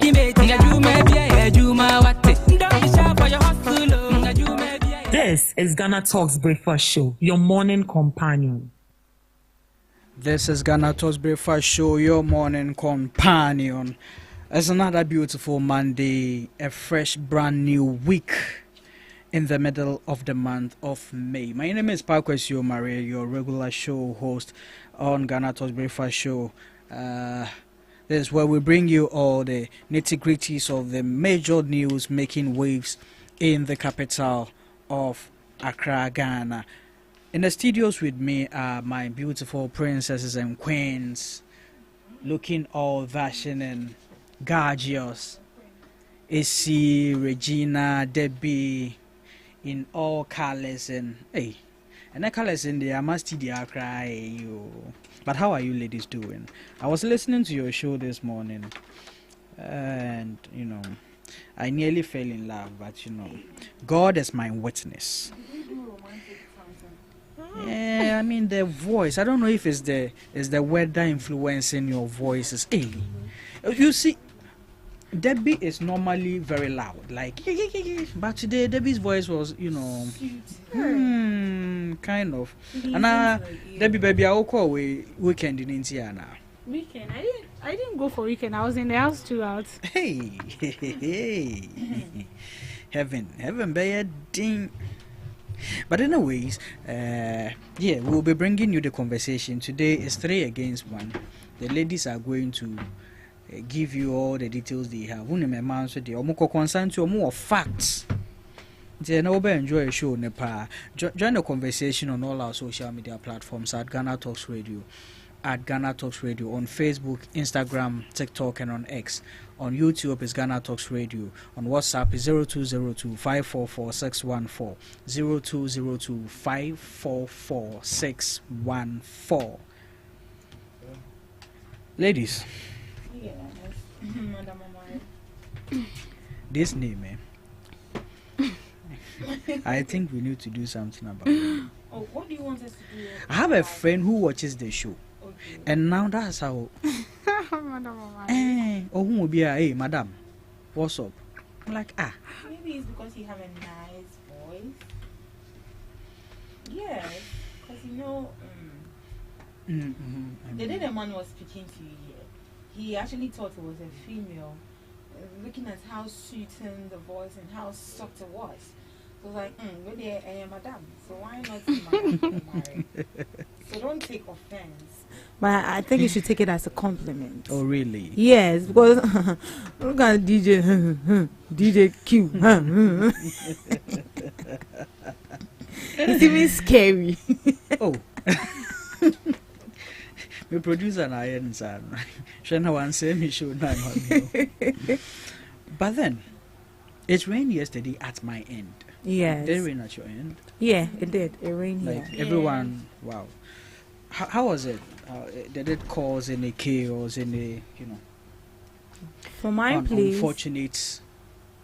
For my place, Awushianya, it didn't really cause any chaos, no flooding or anything. Yeah. Wow. I think it was clear. It was just that the road was muddy. Oh, okay. That was all. But we haven't recorded any case of flooding yet. Yeah. But I think down to Antieku, I think that side, for that place is a waterlogged area. So always you see the Nadmo in some of the houses when you go to Antieku. Yes. Okay. Yeah, and then some of the speaking to them some time back. I think that was last last month or something when it rained. We spoke to them and they were like, "It's because of the gutter. There's a huge gutter over there." Really? Yes, and it's filled with sand. And when it happens like that, when it rains and instead of the water to flow freely because of the sun in it, it will rather come out. it rather comes out and then fill up their room. Wow. So I think that is one thing that the municipal need to look into, and make sure that they desilt the gutter over there. Wow. Wow, that's nice. Debbie, how was it at your end? Well, it's also rain at my end, but I haven't recorded or seen causing havoc to people. I'm sure it will definitely cause, because for my area, it's known to cause problem anytime it rains. But coming to work this morning, I haven't seen or heard anything as maybe causing this flood or something. But in other places, I've heard something. Reggie? Your end? Oh, my end. It was cool, rainy, cozy night. It was nice, yeah. Cozy night? Yeah, it was a very cozy night. I think I saw someone's status. Yes. Yeah. Oversized slippers. Bedroom slippers. Seriously. Wow. What a cozy Sunday night it was. I now recall. It was. I now recall. It was. Yesterday I was home. Reggie, nobody has even mentioned your name. No. I haven't asked you telling anything. us? No, like yesterday you were something. home. Did we ask you where you were? But why didn't. Are you bringing my status into this it was issue? your status. It was you. Oh really? In the male oversized bedroom. It's not male. It's it's a unisex. Anyone can put it on. You see, you just reported yourself. So it was you. I never reported myself. I even told you specifically that was at my brother's place. Hey, so you are now saying it wasn't home. Now it wasn't home. Now it's your brother's it's home. place. I was home. My brother's home is my home. Okay. Hey, so okay. Okay. I can't have a cozy night again. You can. Said that too. But some people didn't have a cozy, you know. The floods were crazy in town yesterday. Like, you look at places like Lakeside. East Lake One. Yeah, Ashalibuche is on Lakeside. It was bad, like really bad. The rains got to window levels of people's houses. Yeah, and I saw people's cars in the rain. For the cars, don't go there. So what happened? They are sports, right? No, they won't be spoiled. Oh no, but what saying you are going there? I don't know much about cars, but I think it will be very disturbing and it will cost some amount of money, even the interiors of the car. Yes, because most of it are going to have sand in it. You need to go and clear it and all that. Oh, but it won't spoil. Sometimes what actually happens is the rains might bring some object to hit it, and then you see that it might have a crack, it might have a but aside that, cars can actually resist a lot of these things. But I mean, how many years are we now as a country? 68 or 69? 69. And we are still crying, facing, challenging flooding issues in the capital of Ghana. Is it actually fair? I don't know if the meteorological agency or authority had a view of whether it was going to rain, because the Friday I saw them working on the Odona River. Yeah, so maybe they knew, because we all know that river. That once it's not a river. I call it a river. I call it a river. It has outgrown gutterness. It's huge. We need to pay attention to these things, because once it floods, look at the entire area. Also, we need to look at how our engineers work on our roads. How can a road flood? Look at a roundabout, a Fanko roundabout yesterday. It was crazy. Yeah. So how was the road engineered? Is that bad? Because we need to have places that these rains will just drown, fall into gutters and then flow. Instead of, oh, Charlie. But how do you construct a road without a gutter? Very sad, and it's very common in Ghana. Very common. It's very common. We're only interested in constructing the road, but then we don't think ahead. I feel as if because they say you should construct the road, they think about their money, but the quality of the work is very poor. Very, very poor. And you see, most of these contracts, they don't really give you the money. It's like, it's a contract you sign, and after their work, they pay you. And sometimes they give you maybe they use their own money. Yeah, they use their own money to do it. And these people using their own money, we know.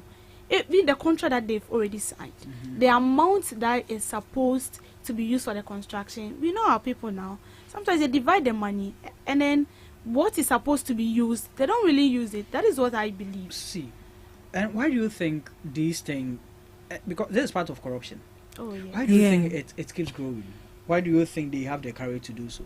Because we've refused to pay attention to it, and we've refused to monitor those works and then hold those people responsible. We don't. And it looks like we give the work to the people we know, and people who are maybe loyal to a particular administration or a particular government. So then we give it. Even if the person is not competent enough, it be an a plumber, but you say. Oh, go YouTube, because you want the money to stay there. So they don't give the work to competent people, and it lacks supervision too. It does. I think it might really be a rainy year. So we all need to plan ahead. They said the rain starts from June, July, but we are in May. And it has already started raining. But times have changed though. Back then, rain starts from April. It's true. Back then, it will rain till September. Then October, it goes off.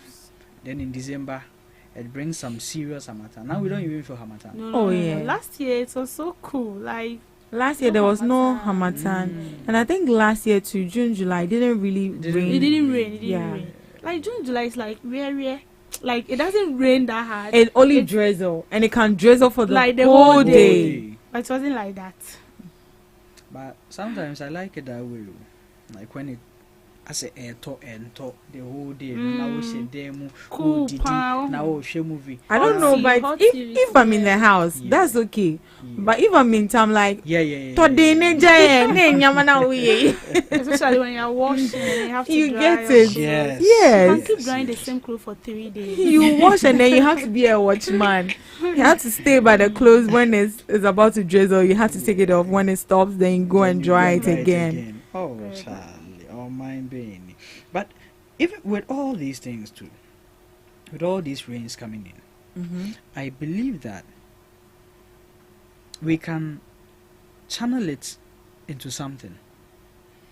Have you realized that when the dry season comes up, the farmers complain? Yes. We have a lot of these waste rains. The rains are wasting away. We need to have a plan to reserve them in times that it's raining heavily. We need to have a plan to have reservoirs for these rains, so that during the dry season, because at the back of agriculture, one of the things we really need is water, irrigation. And now we want to make agriculture, we want to bring it back as a backbone to the economy. So the government needs to plan ahead of all these things. I mean, these are the things we require of them to do, because it will help at the end of the day.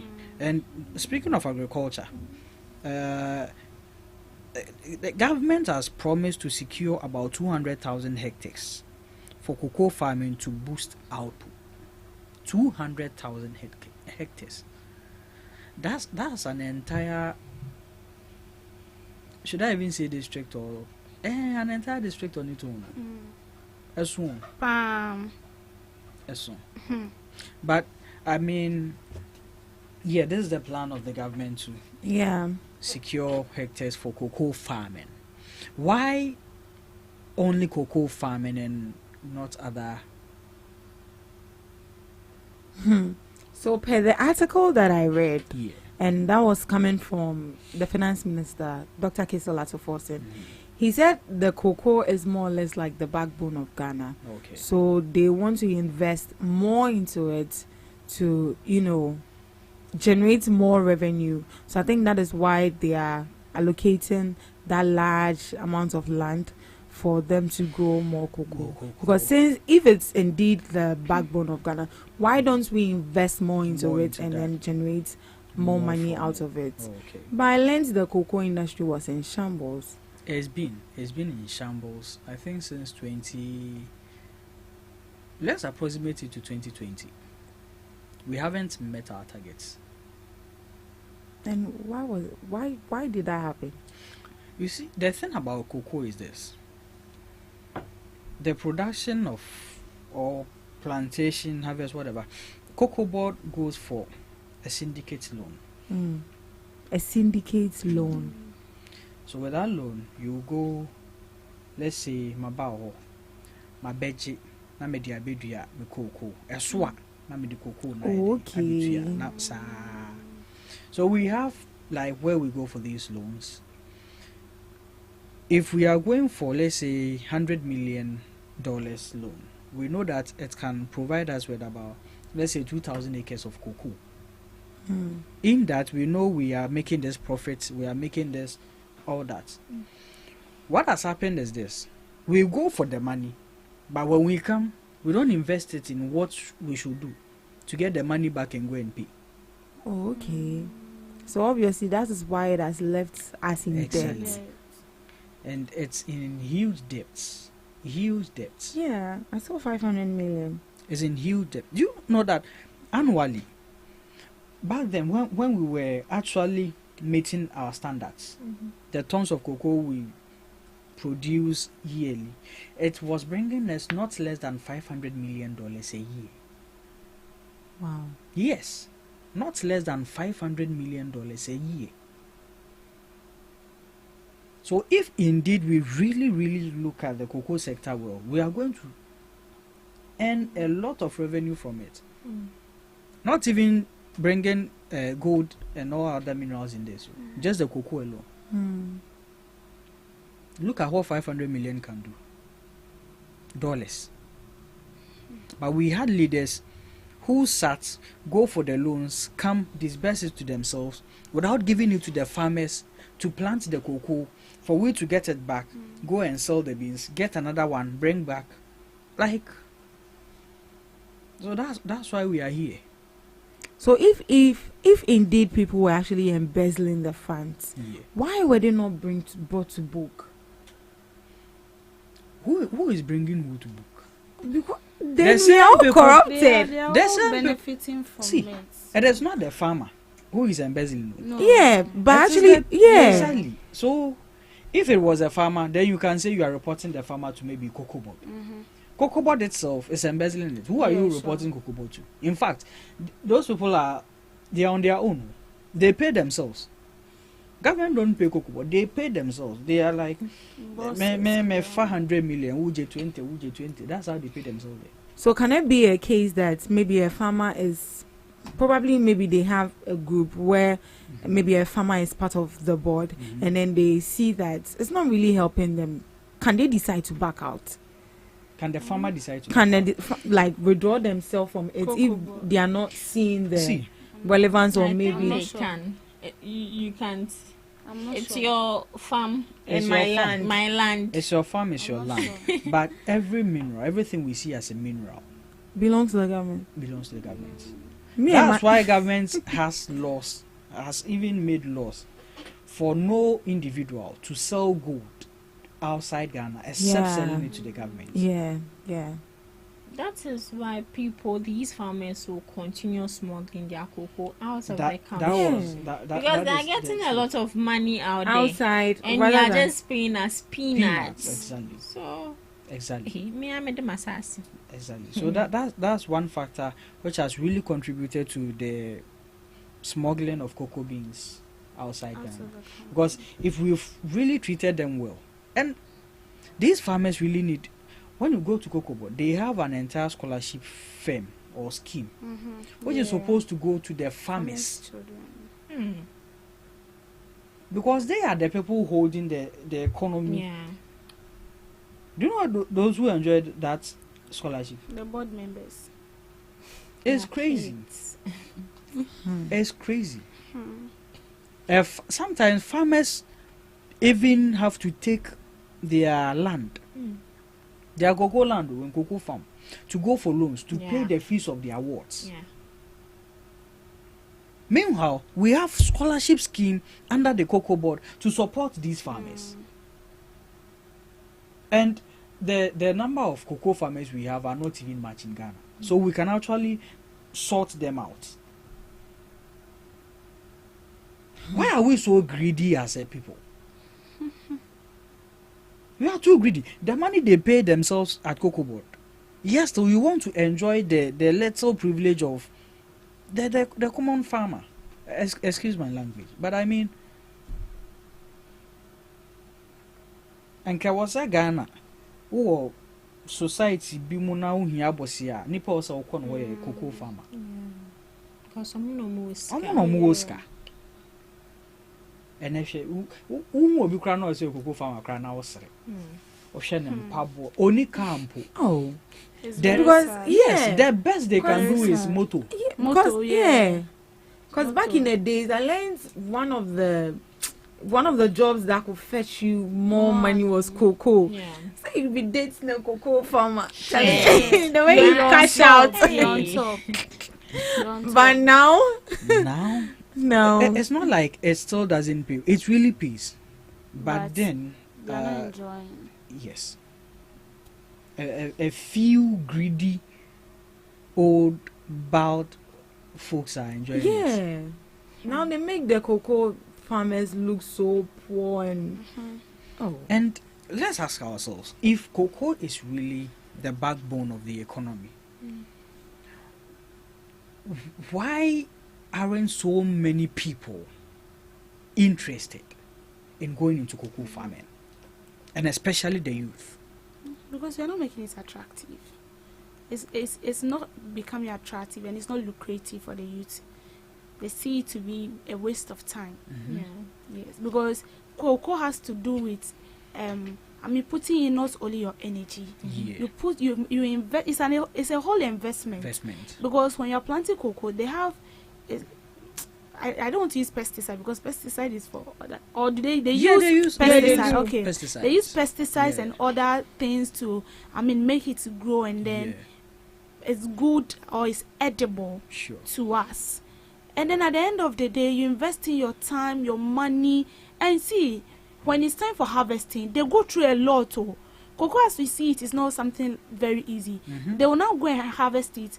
Make sure they take out the beans from the cocoa itself, and then they dry it and a whole lot. And then at the end of the day, what they get is nothing to write home about. Then why should I have interest in cocoa? Farming cocoa, whilst I know that I'm not going to get anything from it. But cocoa, as we say, generate as of 2024, cocoa generates about 1.7 billion to their country. 1.7 billion. And then so I don't understand why we still cry for money, because if cocoa is generating about 1.7 billion, then where is the money going to? And how are we even still in debt if it's generating this amount? Obviously people are stealing. Obviously people are, and I believe people do not even want to go into it because of past experience. They've seen how people are actually suffering, and then they are not making the money they intend to make out of it. So why then will I also go and put myself in that situation? Obviously I won't advise myself. I'll rather draw back than to go into it whilst I've seen people suffer. No way. And why are prices even being controlled by a cocoa board and not the farmers? You see, the reason is that Cocoa Board is the institution which goes on the international market to sell cocoa. And We do understand. But are these people, Cocoa Board, are they the ones buying fertilizers and all that for these cocoa farmers? That is how it's supposed to be. But they are not. But they don't. They don't. That So is I where- use my own money to do all this, to Then you cut a facilitate price all for this. me. Then you cut a price for me. Indeed, I said my bulk it's none of your business. What All they you are need is doing the cocoa beans. Seriously. What we need to do, and speaking of its attractiveness, I think what the government needs to do is this: to even encourage the youth, because if it should be made attractive, I think most youth will go into cocoa. Most of them. Oh yeah. Because we have students at the university studying agriculture. Exactly. So they'll go if into it's it. attractive. So government should, in a way, the syndicate loans they go for, they should disperse it to people. You help them. If you have a land, let's give them, because if they don't provide anything, they are not going to be. 2 or 3 people can get together, purchase about 20 acres of land to get into cocoa farming. So if you have a land, you present your whatsoever to the government will give you the cocoa beans to plant. Government is supposed to give them pesticide, fertilizers, and all this plant control. So all these things, if they are provided to these people, do you think it won't be attractive to them? Definitely. Because Be attractive. it's like we haven't really grown from our cocoa production revenue. The same old people doing it are the same people doing it. We haven't expanded it to the youth. According to research, about, if we are taking 100%, every percentage is under 100. Now 50% of the people in cocoa are 40 to, let's say, 55 years. That's 50%. Yeah. Now we are left with 50%. About 40% are 60 and above. The 10% are below 30 or 35. 10%. So, and a country with such an enormous youth complaining of unemployment here and there, have this gold mine of cocoa, which can employ so many. The thing about cocoa is this: you need people who are, when it's time for harvesting, we have those who go and just plug it down. We have those who are gathering it. We have those who are, they have a name they give to it. I think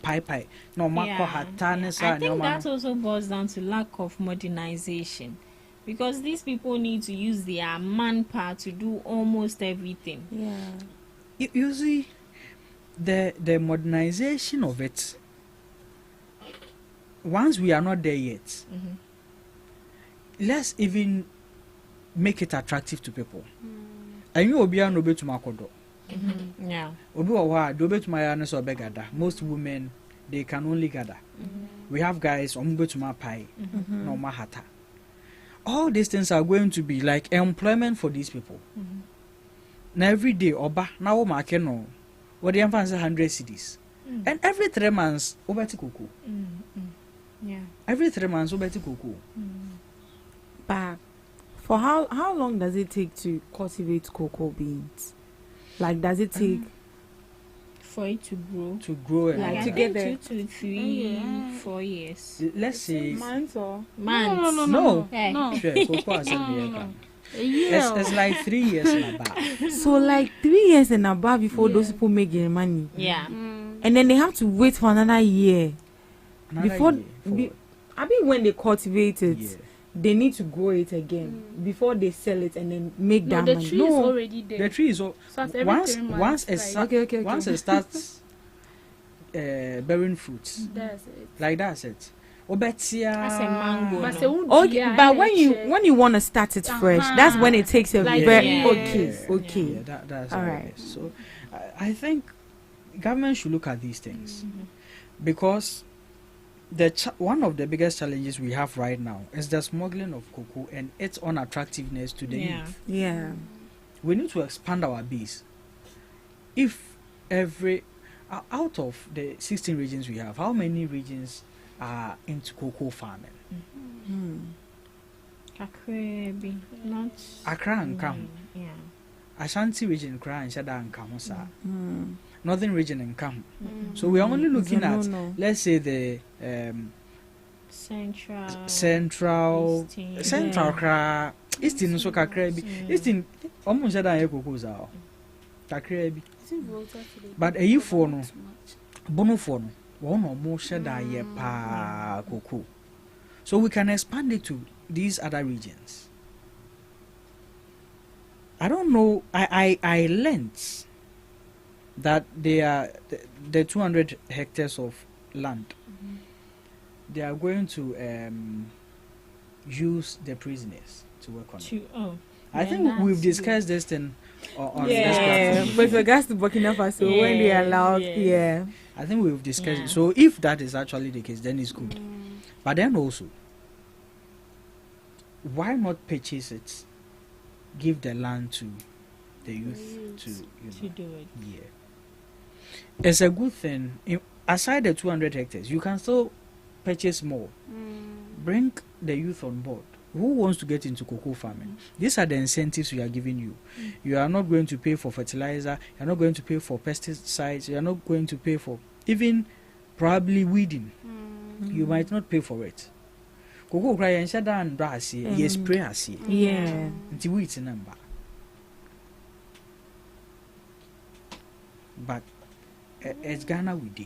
I think they should give it to the youth because a lot of youth people, the youth per se are involved in agriculture. Some even go to the universities to learn about it. But yes, so they come out and they don't have anything to do with the experience they have. So if you are not part of the agric ministry where you are an agric officer, government will deploy you to these places. When I'm work with school.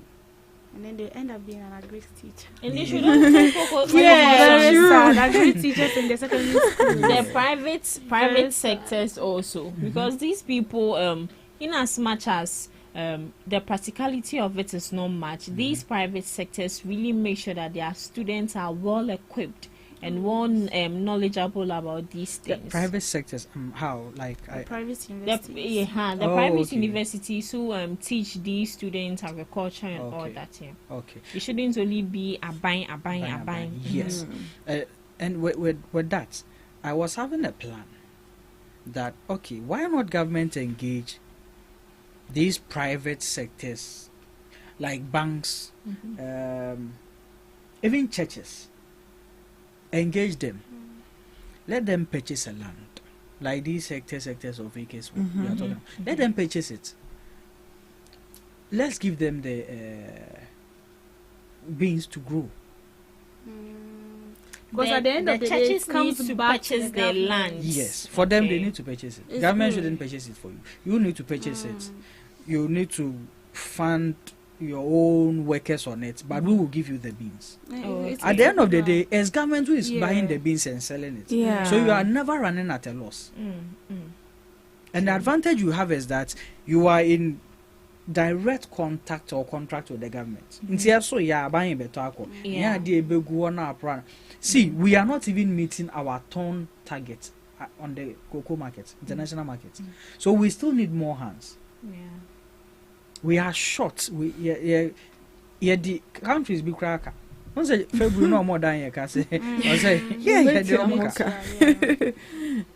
Omoka was the cocoa beans come on. I think it boils down to the payments.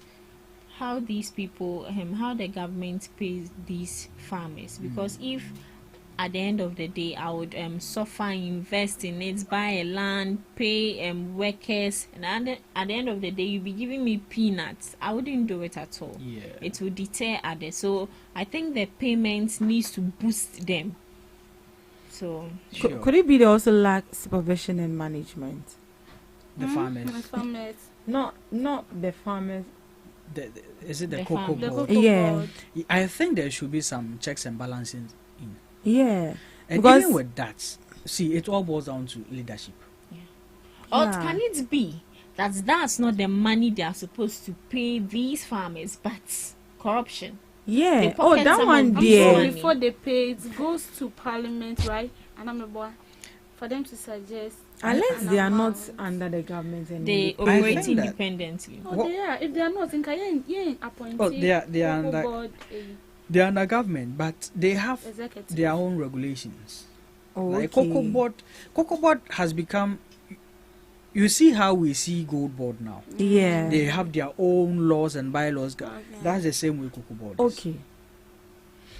What the government needs to do is this, and with the payment, this is how it has always been. Because government is the one who goes to sell it, does the negotiations. However he does it and comes back to you. I don't know. So on one to a cotton way. Into a peanut crana. And then from time immemorial, no sana akwaye, the gap was huge. Closing it, no, omoto so kitten. So it's still not meeting the target. I don't know akwaye. Sanka shasana na ebe marginal ebia. And then kawo to so onim say still ebe. Ba shasini nyina na gap no wa. Nsesi akwaye ka so omonto so a kitwe bi ebia no omo to cocoa beans. First no omo 2008. Is it akodu saying 2300. Cocoa beans 2,300. Almost small. So They get almost 8,000, getting to 10,000 cedis. The agri officer, if we sell it on the market, we are getting about 10,000 cedis for a bag, and you are giving the farmers 2,300. Oh, That's why the agri. I will smuggle it out. The new agri minister, when they were in opposition, he mentioned that the farmers deserve about 6,000 or 7,000 a bag. So now that they are in power, we are hoping that They that is increase what it. happens. They have to. The challenge they are facing now is the debt there is too huge. Now they need to make way to surface these debts. Make so I don't know if they are in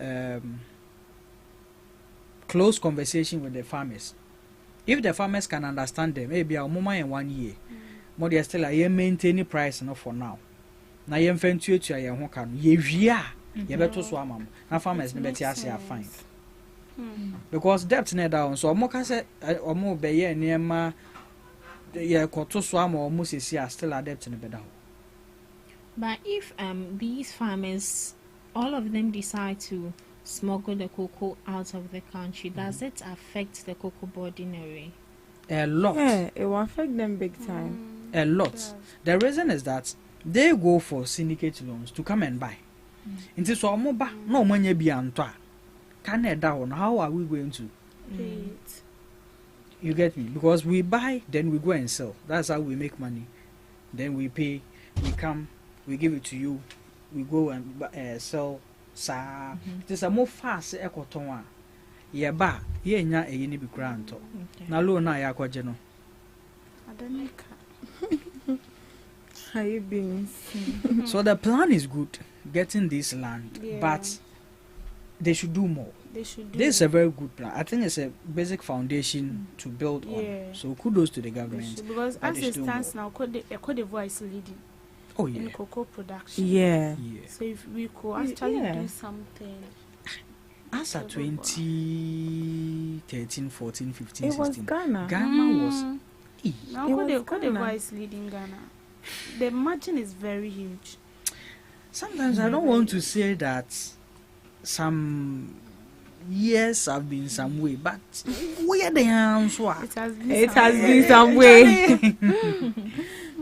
It's serious, because so many things that we were doing better in right after a certain administration, we just became flawed and nothing. So I don't know. But well, let's just hope that the new beginning really does magic for us. If this government can match their talk, I think it will help us. Yeah.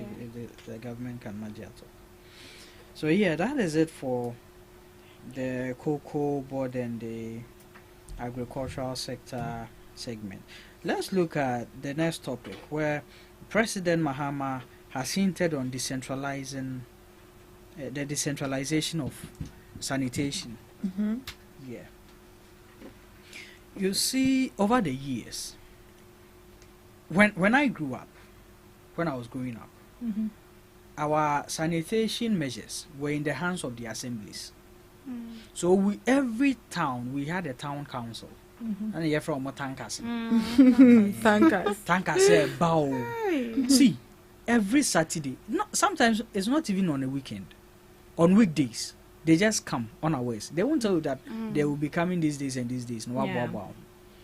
You will just be there. What did you once na? Ebi awaka banku na weja that they say no na once. Boy no maba. Omu kita pen ne pepa. Shenya high say. So every household. Once I first na hear them pass these flies near the yebe hu omu off. Yeah. See, I so common. House fly. They didn't fly. No money. Back then, the assemblies were in charge of these things, and they were very, very gross on it. Omo baufia. Pass across person omo go share send and we keep pro, but they won't count so. They will look at the barrels you use. Yeah. Barrel mo na ye fise na what this nsuo gu mo na wo. They even go to the extent of even going to your washroom. Yes, and your kitchen. Yes. All of a sudden, yes, no. Yenkuku contract na ma obi no ye ni pe kra ye fi omba abonte nko a ho nso a ensem lion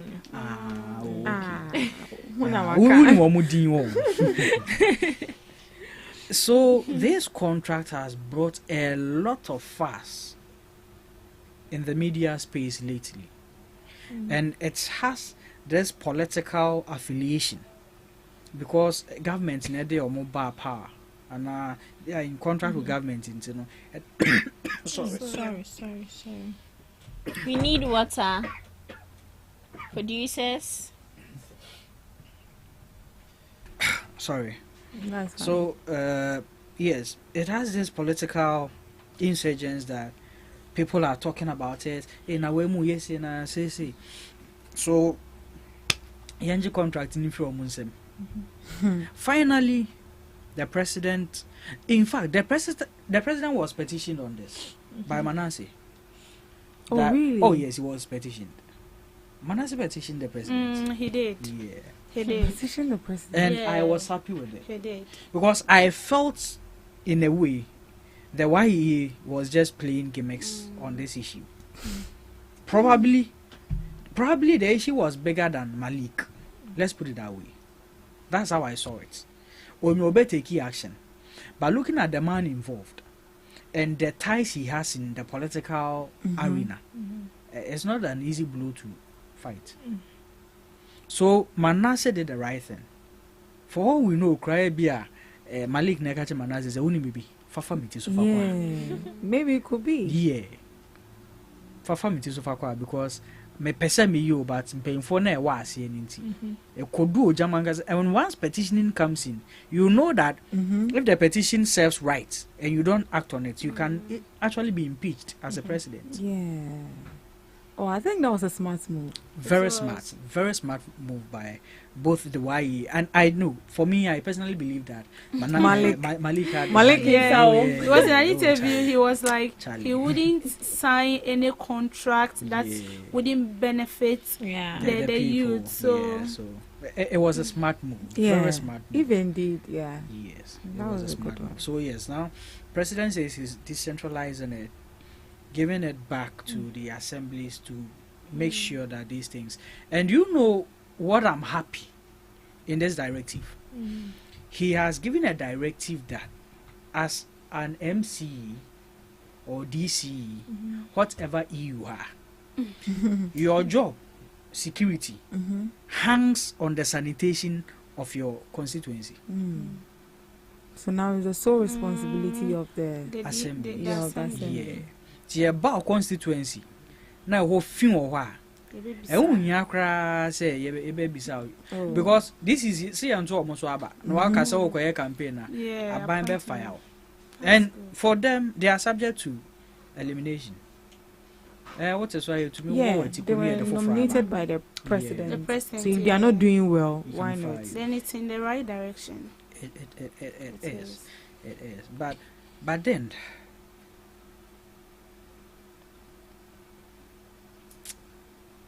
Okay. Why? You wanted to start. Yeah, let's start. Because the thing about Ghana is this. We will give a very solid directive. The implementation of it. It becomes a whole different issue. They bring up solid ideas. Serious. Good ones. Serious. But how to put it to work becomes a problem. And the sustainability of it. Yeah. Look, it's a whole because Senkombo to my idea we are okay, very good. The assemblies can employ people. In fact, the assemblies can decide to whether go in contract with Zoom Lion if they like. If the assemblies do that, they can hold Zoom Lion accountable and responsible. Yeah. They can do that. The assembly can also decide we are going to employ our own people for them to work and clean the cities for us. That's also a good job. So every month they are paid by the assembly. But in as much as it's the responsibilities of these people to make sure that the cities are clean, I feel that we also have a part to play. Yeah. Because As individuals. Yes. Just imagine, was it coming from La Paz to Awush? Yeah. Every joint you get, there's a baller there. Yeah. Every joint. And sometimes you go question these people and they'll be like, we don't know where these rubbish are coming from. Yeah. Say nipa da say ni sorry you wouldn't know. So what if these people do their possible best to make sure that the place is clean, but humans? But I think our laws, that is when our laws needs to come in. How would you know that at that dawn? It means this is where the 24-hour comes in. Even aside that, that is why it's even more greater news that the assembly is handling it. The assembly has what it takes to sanction people or fine people. Yes. Zoom Lion can't do that. It is a Zoom Lion be praha. Now the they can't do anything. But if the government himself is doing it, if the government is cleaning the city, Nanka mi fee, then a town council to me bora ho, fine me say my fee pasanti. Government has that power, that authority. So if they clean the city, it is actually now they are going to go for monitoring just as they did before. The market will more I won't say town council for now. Market where a fee, and the MCs are going to be very vigilant on this because they know their jobs are hanging on it. Yes. I remember a minister did some. I think way back they brought an operation. Is it Operation Clean Your Frontage? The Greater Accra minister. Yeah. How was it sustained? The sustainability. Exactly. This eradication of vendors on the streets. Yeah. One started last 2 years. In 2 weeks after was a sign. But sometimes it can be tiring that you vacate these people and they come back still again. Be coming back. I think the problem has to do with ourselves, because if for one person stand up that he wants to do it, then you see the people pulling you back. They are more like this Kumasi mayor like this. When he said there was nothing wrong with it, but look at the number of people that are calling for his resignation because of this. So we are our own problem. We don't want to change. That's it. We don't really want to change. I always say that human beings are naturally insubordinate. We are stubborn naturally. Oh yeah. So it takes law enforcement to get us into order. Abroche that way. And yes, abrofunu wo nyansa ma o mu nyankwase asem o mu bedi. Obroni nyankwase asem. O mu firi wo bedu Ghana. Enfu na ejimisi o mu. if you even meet them at the parties, as a bonnet. Yeah. Why they want to do everything, but when they are there, they comport themselves because the laws are there. Who track traffic lights, red, yellow, cry, a pow. Won't do baby alcohol. It looks like everywhere. You violate a traffic light, by the time you get home, they're already in your home. The laws are working. I don't really barge into the argument that it's up to us. It's up to the government. Government has the tools to make us obedient to these laws. So is it by deploying more personnel? Exactly. Just do that. Just do that. We nipa bebre gufie kro mu ni adwumaye. Yeah. Put them out there. Nah, let the AMA employ them. Yes. So who watches over the policeman? The government. I'm asking this because you know sometimes these policemen are being deployed on the street to ensure that no one, violates the traffic. But then you see someone violate when they get to the car, they take something, and then instead of that person to be punished, no. Recently, when I was coming at Anya Market, baby Anka normal trotro driver when he gets there, the police will find the person and take money. They want to they have rather violated, and then the driver driving us was complaining. I said, look at what they are doing. These are the people that are supposed to ensure that we do the right thing, and when we violate it, we'll be whole cop up. But they are doing it. Oh, okay. For Scabra, that was the driver saying it too. So someone who is supposed to see to it that you do the right thing is now doing the wrong thing. I think a minister suggested that these police officers will be having cameras on their bodies, and I think that is good because it will deter you from involving in corruption. You will be questioned. Why did you? I think the person will be transparent enough to tell you what he or she did. Once you even take it off, just pray that nothing happens. That is going to demand the review of your camera. Exactly. Camera infringement. It shouldn't be removed on any ground. It should never be removed. Who you cry, you are subject to questioning. They all have it on them. Their body cams. Yeah. So sometimes you see some of their footages, you see that the person speaking, and see, white no you're right. No one say you see how they face the police there. When them say camera a quarter, review camera. Yeah. So it should be brought here. And the question of who watches the police, once the laws are enforced, someone say the police themselves will get into order. Oh yes, they will get into order. You think their people are that honest? Now they buy card.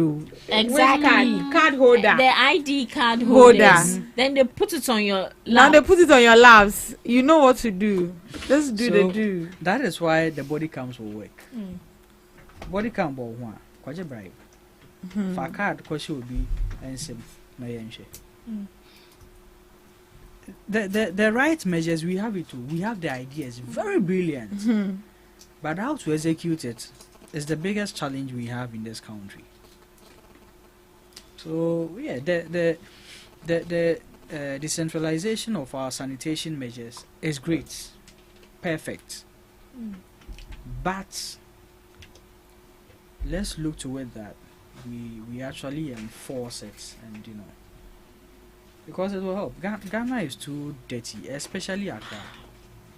Accra is too dirty for us to even call it the major city. Yeah, that's the same cool, no? I think I shame when I even say that Accra is the capital town.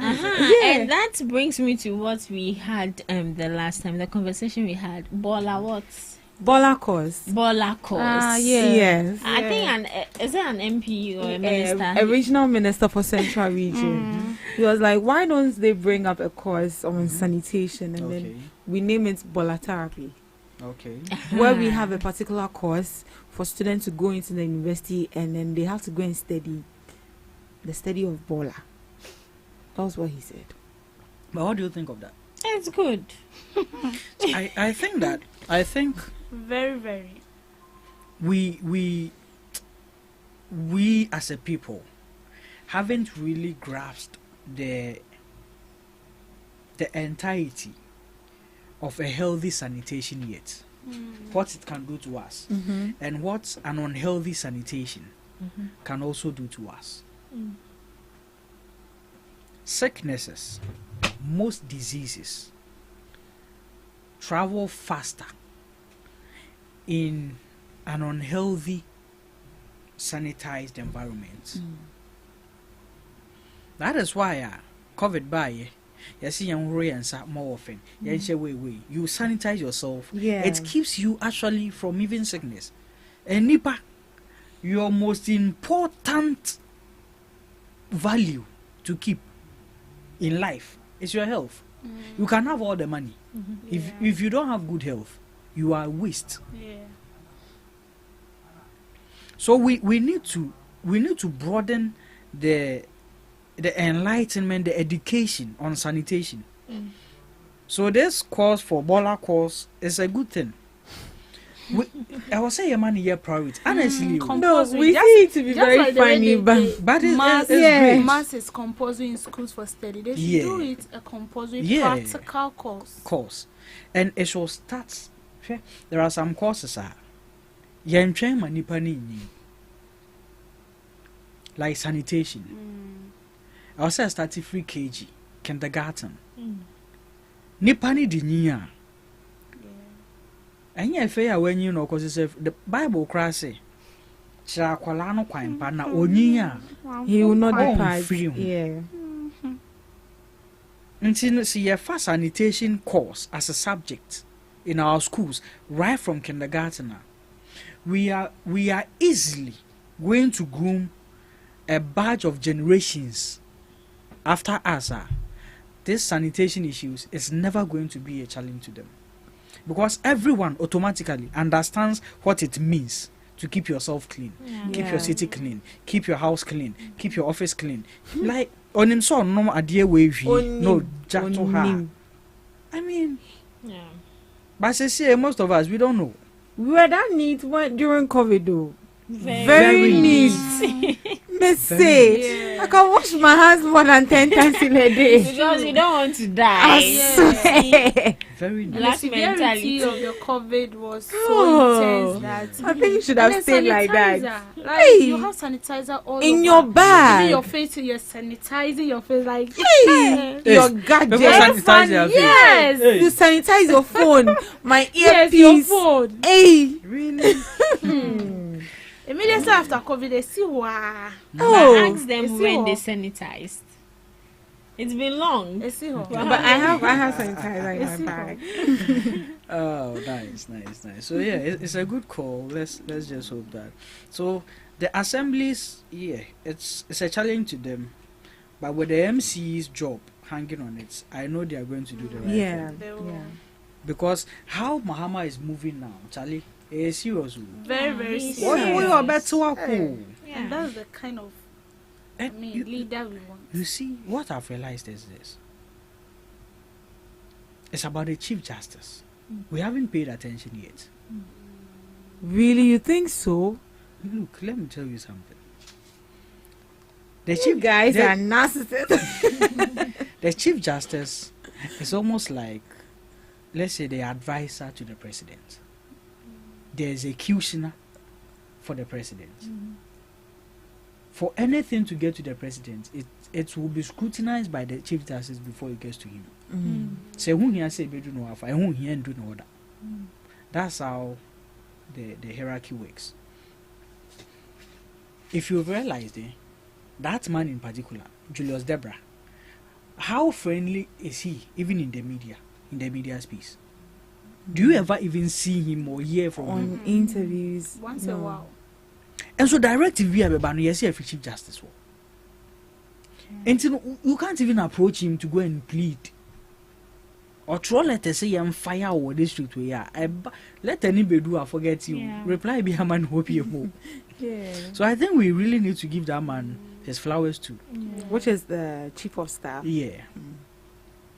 Hey. No. It's true, the chief of staff. And I was saying chief justice. And I was like, You see, she said we are narcissists. yeah. I was like, hey, someone what's here? Chief of staff. You've lied to us. It was a mistake. It's not a chief of staff. Hey, because when you mentioned the chief justice, I was like, hey. I thought you guys are nuts. So what has the chief justice got to do with what we're talking about? Just my dream, not it's the fine. American is It's okay. fine. I'm It just happens. more focused on. Yeah, it happens. Yeah, but yeah, that man. What minimum in that chair? Charlie. What mini chief justice in that chair? We still don't have an MP for Abliku now. Yes. Up till now. Up to now. How many months? The two posters are still there. It's so bad. I want you to say Thank you. Obviously, thank you. Ghana is with a that, fine and with that country. issue, I think the IGP is ready to provide security. Yeah. So the state institutions responsible should just take action, and then we see what's up. So yes, I think the directive is good. It is going to empower the MCs to work hard, keep our cities clean, and we are good to go. The only issue is how they are going to maintain it. For instance, the mayor's directive from tomorrow, he is sacking all these people. We've seen it before. That's the whole thing. It's nothing new. Oh yes. We've seen it before, but how long is it going to last? That is it. We've seen it before. And Emma, more cases here. We mu like joke. Because after It's 1 a week, joke, these yeah. people are coming back. Yeah. And one should be our team. Or one can say, "Oh, mutim so we more. What do I want for me? Or one now watch a pet or move free or you say uncle." Why should it always be so? Until 10 be one place. Every time we are just where we are. We are not growing as a country. It's very bad. Let's find a way to maintain or sustain measurable causes which benefit the country as a whole. And I think it will help us grow into becoming a formidable nation, just as we are seeing our neighboring countries become. Now, first, Obia country or standard in Africa or West Africa. Ghana. Ghana, yes. Ghana is true. Says here they measure us with corruption. Oh, sure. Oh yes. Well, they said Ghana. Now they measure us with corruption. And drugs. Yeah. I think I saw in the news yesterday that one British man was arrested at the Kotoka International Airport. Yeah. Trying to with an immigration officer and one airport worker. So these people collaborate too. So that's what I ask myself. Now that we are catching these people, are we saying that that's the first time they are doing it? Oh no. Not at all. It's now that they are serious. Not at all. So the past years, what was happening? They were hiding it from us. The past years, what? Yes. Who was hiding it from I us? think the authorities they didn't have any idea. Nothing. Even if they did. Now we have a new board at the airport. So the old board, they didn't have any surveillance there. What's new has been brought to the surveillance system at the airport now? What new has been added? Nothing. The same system they are using. Now what So it means lack of supervision, no seriousness. Or maybe, maybe corruptive collaboration. Maybe there is a type of official that has a hand in it or mon cutting it off. They gave you something in your pocket and that's it. So that is the corruptive collaboration I'm talking about. Be an board na crowd they were, almost a chassis. Mama be an amodi a trim. No more the call. To see us in the hobby, so the buy a bet show. So it's good. People don't take what drugs do to countries. And the terrorism and the mafia seba. Yeah. When you go to Mexico and Colombia, you are not safe. Like there are mafias there because of drugs. Obia won a clan, a team. The boy what to senka this area. Fraternity. Who right area ni po be home first. Wa ma signal. Obia need. So if you are new, before you take 10 steps into the area, everybody knows there's a new person here. Yeah. What are you here to do? What like that's so. We should pray against these drug illicit smuggling stuff. Then I think another thing we should also take note of is it's not only about we arresting the people and then taking the drugs and burning them. After we arrest the people, what's next? Are they going to face the law, or we just allow them go scot-free just like that? So I think that when we make them face the law, and then that's to their own tune, it will serve as example, to others.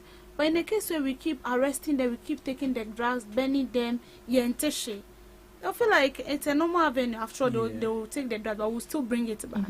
Okay. And it shouldn't, I do agree with them, it shouldn't only be about arresting, but when you arrest, you should also track down people who are involved. The source. Because it's not only that person involved. Obviously, that is involved, Sure.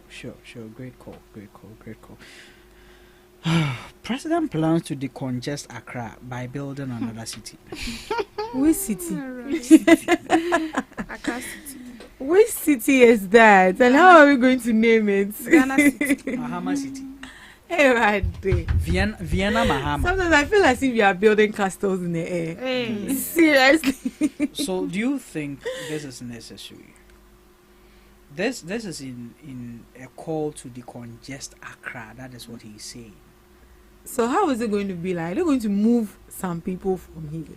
Okay, he further stated that he is going to move some head of institutions from Accra to this new city. Hey. So we are going to build a new city. Yeah. Build. Oh dear. I think it is not necessary one bit. No. I think it's not. All we need to do is to decentralize it. Whatever institutions we have in Ghana here, let's decentralize it to the other regions. It's as simple. Industry, biya yebesi wa, yenko si wo, yen move omunko and we have a basic city for. We have so many cities laying idle. Let's explore them. We don't need a new city. We have the old ones to utilize. Look at Volta region. I just like the serenity of Volta. I don't know. Oh, I've forgotten. I've forgotten that I'm here with. Go ahead. Voltarians. Please go ahead. I wanted to say it well. Make our heads swollen. Say it, please. Yeah. You remember Woody Maya actually said that if there's one place that you need to, get like an apartment, it should be in the Volta region. It comes with so much peace. Seriously. Oh my God. They shouldn't take anything there. They shouldn't take anything. We don't want any wahala. So if the Accra people also say they don't want you here, they don't want us. Is it for them? But what you're saying is very good, because most of the offices are located in Accra. Yes. And then when you want to register commons, like something has to do with passport or visa, you have to travel all and the I way think from the the last northern time region. We're talking about something similar like that. Yeah, that has to do with the land registration. Yeah. Like you have to come all the way to Accra. It makes no sense. Yeah. It actually makes no sense. So let's decentralize it rather. No need for rebuild or building an entire new city. We know he wants to leave a legacy. This is not the kind of legacy we want. Mahama City. We should take other things to other places. Ekubado built cathedral. Hey, don't bring that shit. An unfinished cathedral. An unfinished cathedral. And then they want to build as a new city. I think it will help because Accra is congested. Accra is indeed congested. Hey. And the notion that people have is that when you come to Accra, like you can make it here in Accra. Mm-hmm. So they obviously leave their regions and wherever they are and come here. Yeah. So you should just take whatever initiative we have to other regions and that's all. Yeah. Because like you should cut across. If you build a new city, do you know what is going to happen? Those in Accra, they are not going to move to that city. No, they will not. And a whole different set of people would will move there. Will move there. That place is also going to be congested. Yeah. In addition to Accra. And you keep on creating new cities. And then the old cities are just laying bare. So whatever is making people live where they are to go and congest themselves in Accra, take that thing from Accra to wherever they are coming from. It's as simple as that. Yes. Yeah. We J Kwaji asase well baby. Ye kwato ni din foforo. Na Sagleme house and crowd a omo wie. Mosemo kosi city foforo. And painful omo serious o. Now 4 years I want to and wow. Oh no, and what crowd? We are almost ending this year. Yeah. We are in May. I want to and what? Nan we are at Christmas. We are in May. Never be on no beke kana omo kan nsisu ye ma sesia papa monko kwan. But I mean it's a brilliant idea.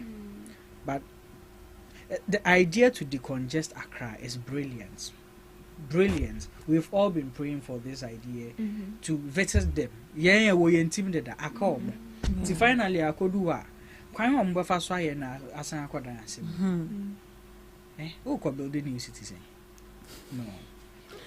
I feel he meant taking it to other regions, but he didn't know how to put it. Accra is the capital city. Yeah. And he says it's congested. So why don't we build another city?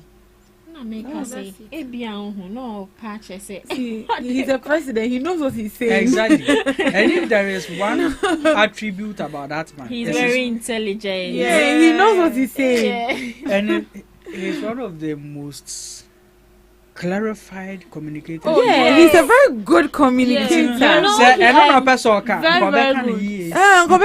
knows how to speak, but then when he speaks, it carries weight. Yeah. It carries weight. So I think he meant what he said. He knew what he was saying.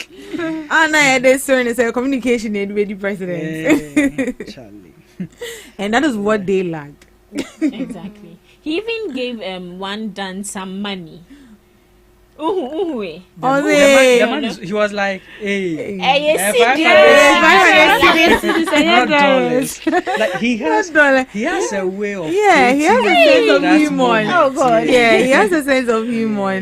So he knows Ghanaians, so he knows how to play along with us. In a way, he was mocking some region. I'm sure they'll go and sit back there and even laugh. Exactly. No more. I say you be Do you remember?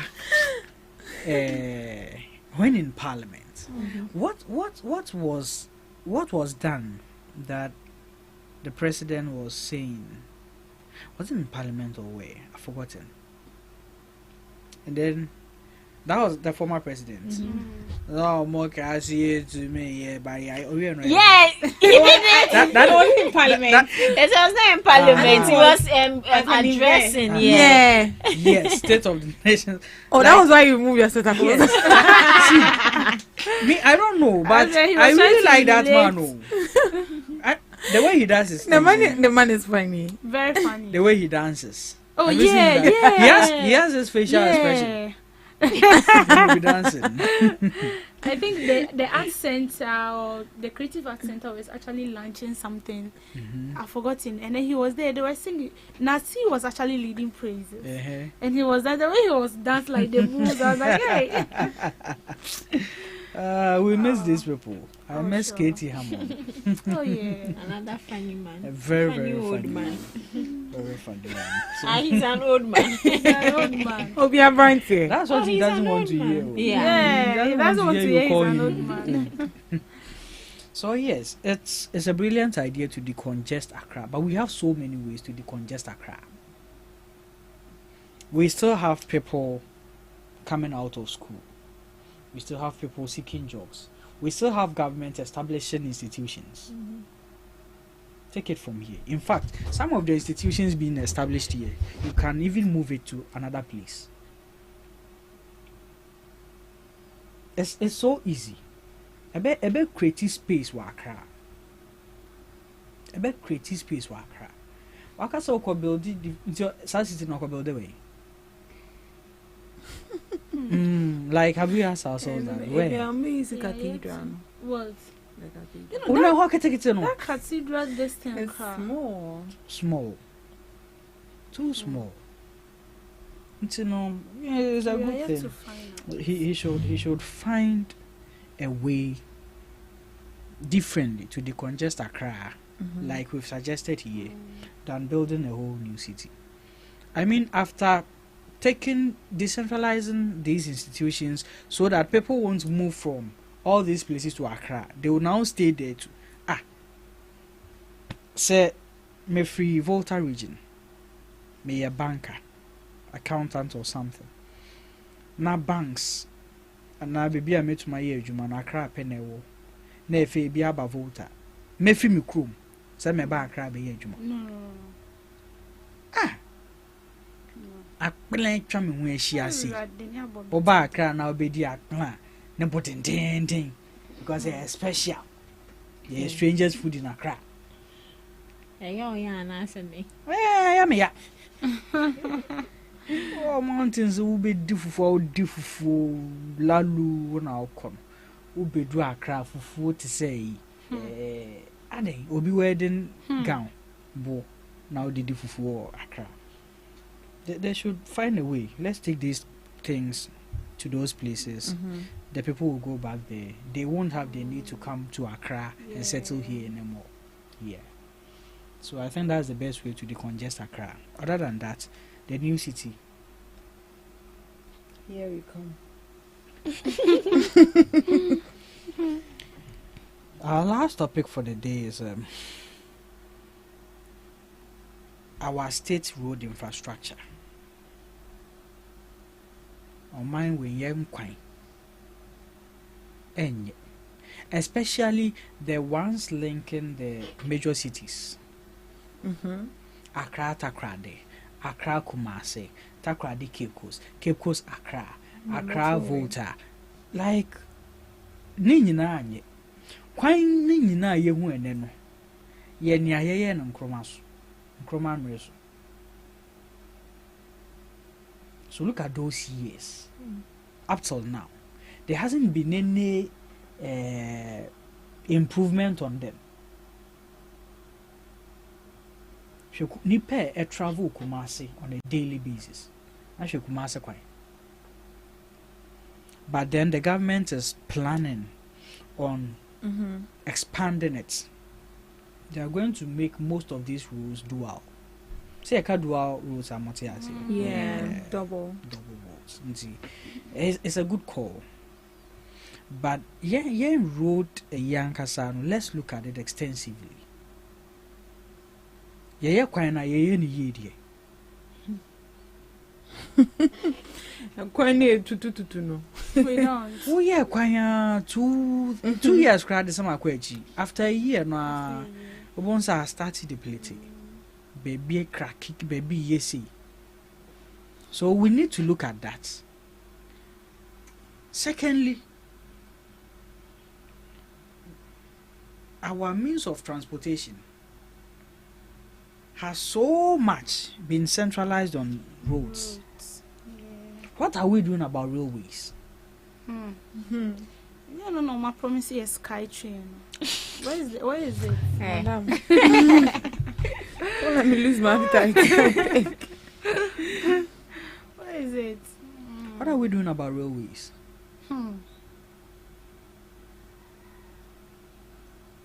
Because we have my refi that kind of, is it a bullet train or something?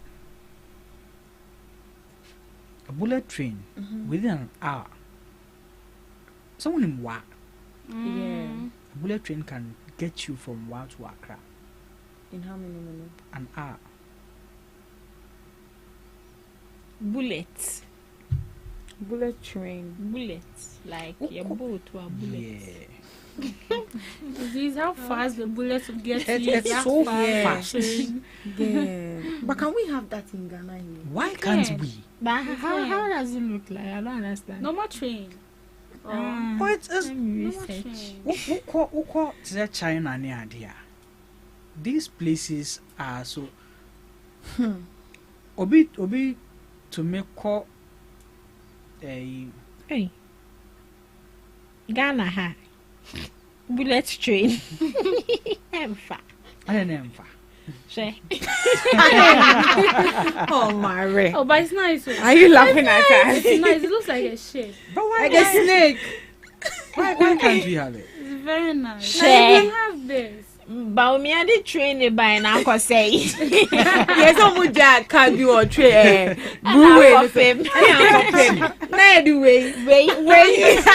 See, we can have a bullet train.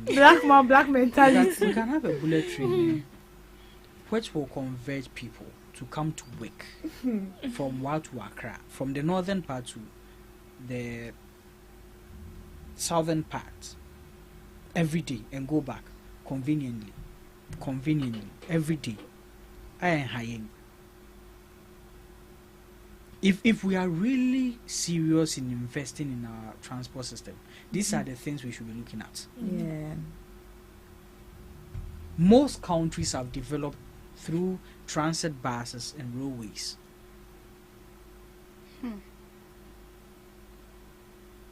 The ama trotro for a dry or because the state transit buses are not even working. Yeah. I saw a picture on X that was it either Saturday or Sunday? No, either Friday or Saturday, where they've bought a bus where the card is 10 cedis. It's a digital bus. It's 10 cedis. You just go in, you just buy it, and that is it. 10 cedis. Exactly. We have some in the UK. You subscribe it for the day. Yeah. Just like the way Ayalolo used to be. You had the card. When you subscribe, after I don't know. Baby, I'll be far quick for the rest of the day. Yeah. And when you are coming back, you just track where the buses. Yes. Then you. It will really help because this church of drivers, they are flexing on us. They make you look as if you are the one you need. Whereas you're also paying for their service. Like you get it. And you have no other means. Yeah, we need good roads for our transport, but we need rail transport too. We need to prioritize railways much more than airport and all this 1-2 airport. The dualization of our vehicle routes perfect. Because I think I was saying I crowded dada. Look at our motorway. She did she Accra Kumasi. She Accra Takrade. Pa Kaswa Waja ko Winiba wo ko Sally. It's in a perfect idea, good. But our railway system is equally as important. It's equally as important.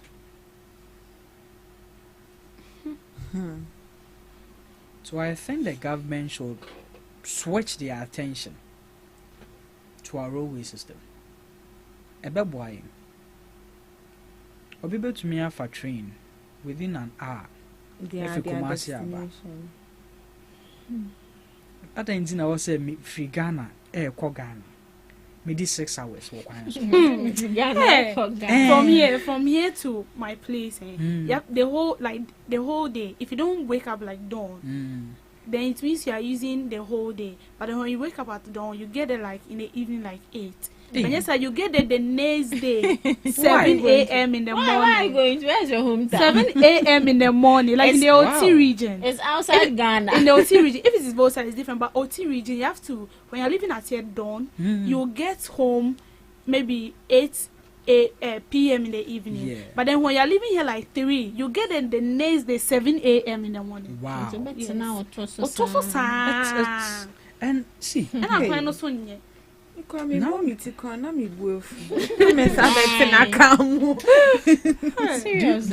you even know that now that Africa is trying to intercollaborate, one of the things that can actually help us is a railway system. Yeah. Trains connecting from Burkina to Accra, from Burkina to Nigeria, from Burkina to wherever, Togo. Like Ebema, easy. Very easy. Near Fena Faka Kodu but train war. Before Brunibe you see plane. No pentem. It's not a train ma. I didn't feel France. Aqua Spain was saying found. Wakodu. I had it say when your car an hour for flight. Ghana hey ya offer flight if you are crack kukumas any age 2000 something. I hey ya.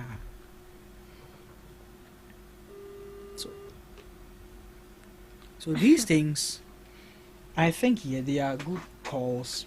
I am kakranka cry. I shall see if you baby, but then the particular places we should be looking at, I don't think we are looking at them yet. Oh, sure. Yes. And if you are bringing the train system to, we should ensure that it works, because they will end up, constructing the railway, and at the end of the day, it's of no use to the country again. And then these scrap dealers will make good use of it. Look, as a country, if you should invest in it, you are not going to run at a loss. It's transport. Yeah. You will not. Instead of we going for huge monies from other countries and stuff, this is what I will suggest. We have railway authorities in other countries. The Ghana Railway Authority can collaborate with them. Can construct railways across our cities. It should just get across it. Accra to Kumasi on railway. Kumasi to Takra, they have theirs.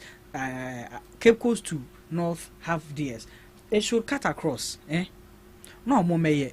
More beya. More they are more running for. They have this. There's this agreements when it comes to this kind of development. So let's say the country will come and do it here. They operate it for some time. No more the ati or moka. Or we are no more hand you over ma. Yeah, wahasi. I don't know if you get me. So let's say if China comes here to do this railway thing for us, they are going to operate it for a couple of years. Let's say 10, 15 years. To get their revenue back, the investment they did. Omunya ria. No more hand you over to the Ghana Railway Authority. So it's going to be like in a form of a loan. Exactly. But this one, we are not paying with our money. Yeah.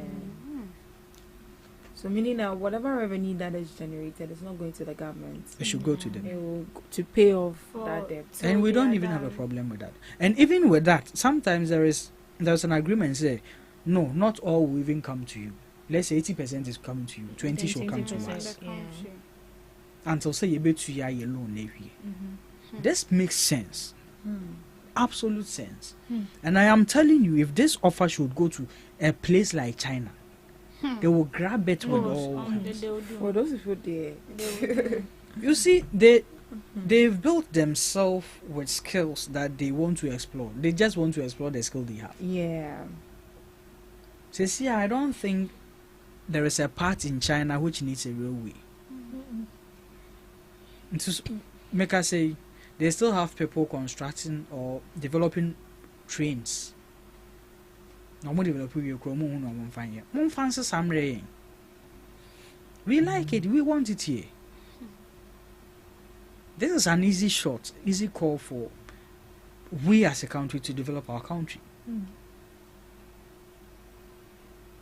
So many things are. Enya adibi wo kubenim keku, but menim dia yo omodi kubenim.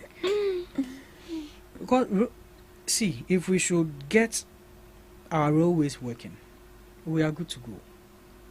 We are good to go. Even traders, importers, they are not going to suffer much more like that. Yenya inter-country border railway system now, we are good to go. Yenya intercity railways, we are good to go. Obu okofa niema free to go bedu border ni so I just was saying for car but your railway right from the border into the cities of the country. Would do wow for train what they are. And the thing about trains is that it doesn't cost that much. It's not expensive. No pay dear. Nema medino. It's manifest. English breakfast, please. Go base the real deal. Hey, ja. Ne minya go baby. No monsieur.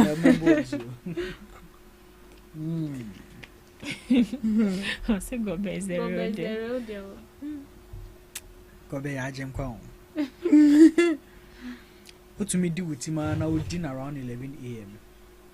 But to the track was 7 p.m. You already didn't do water. So going for watching. Yeah. So yes, if we can have this kind of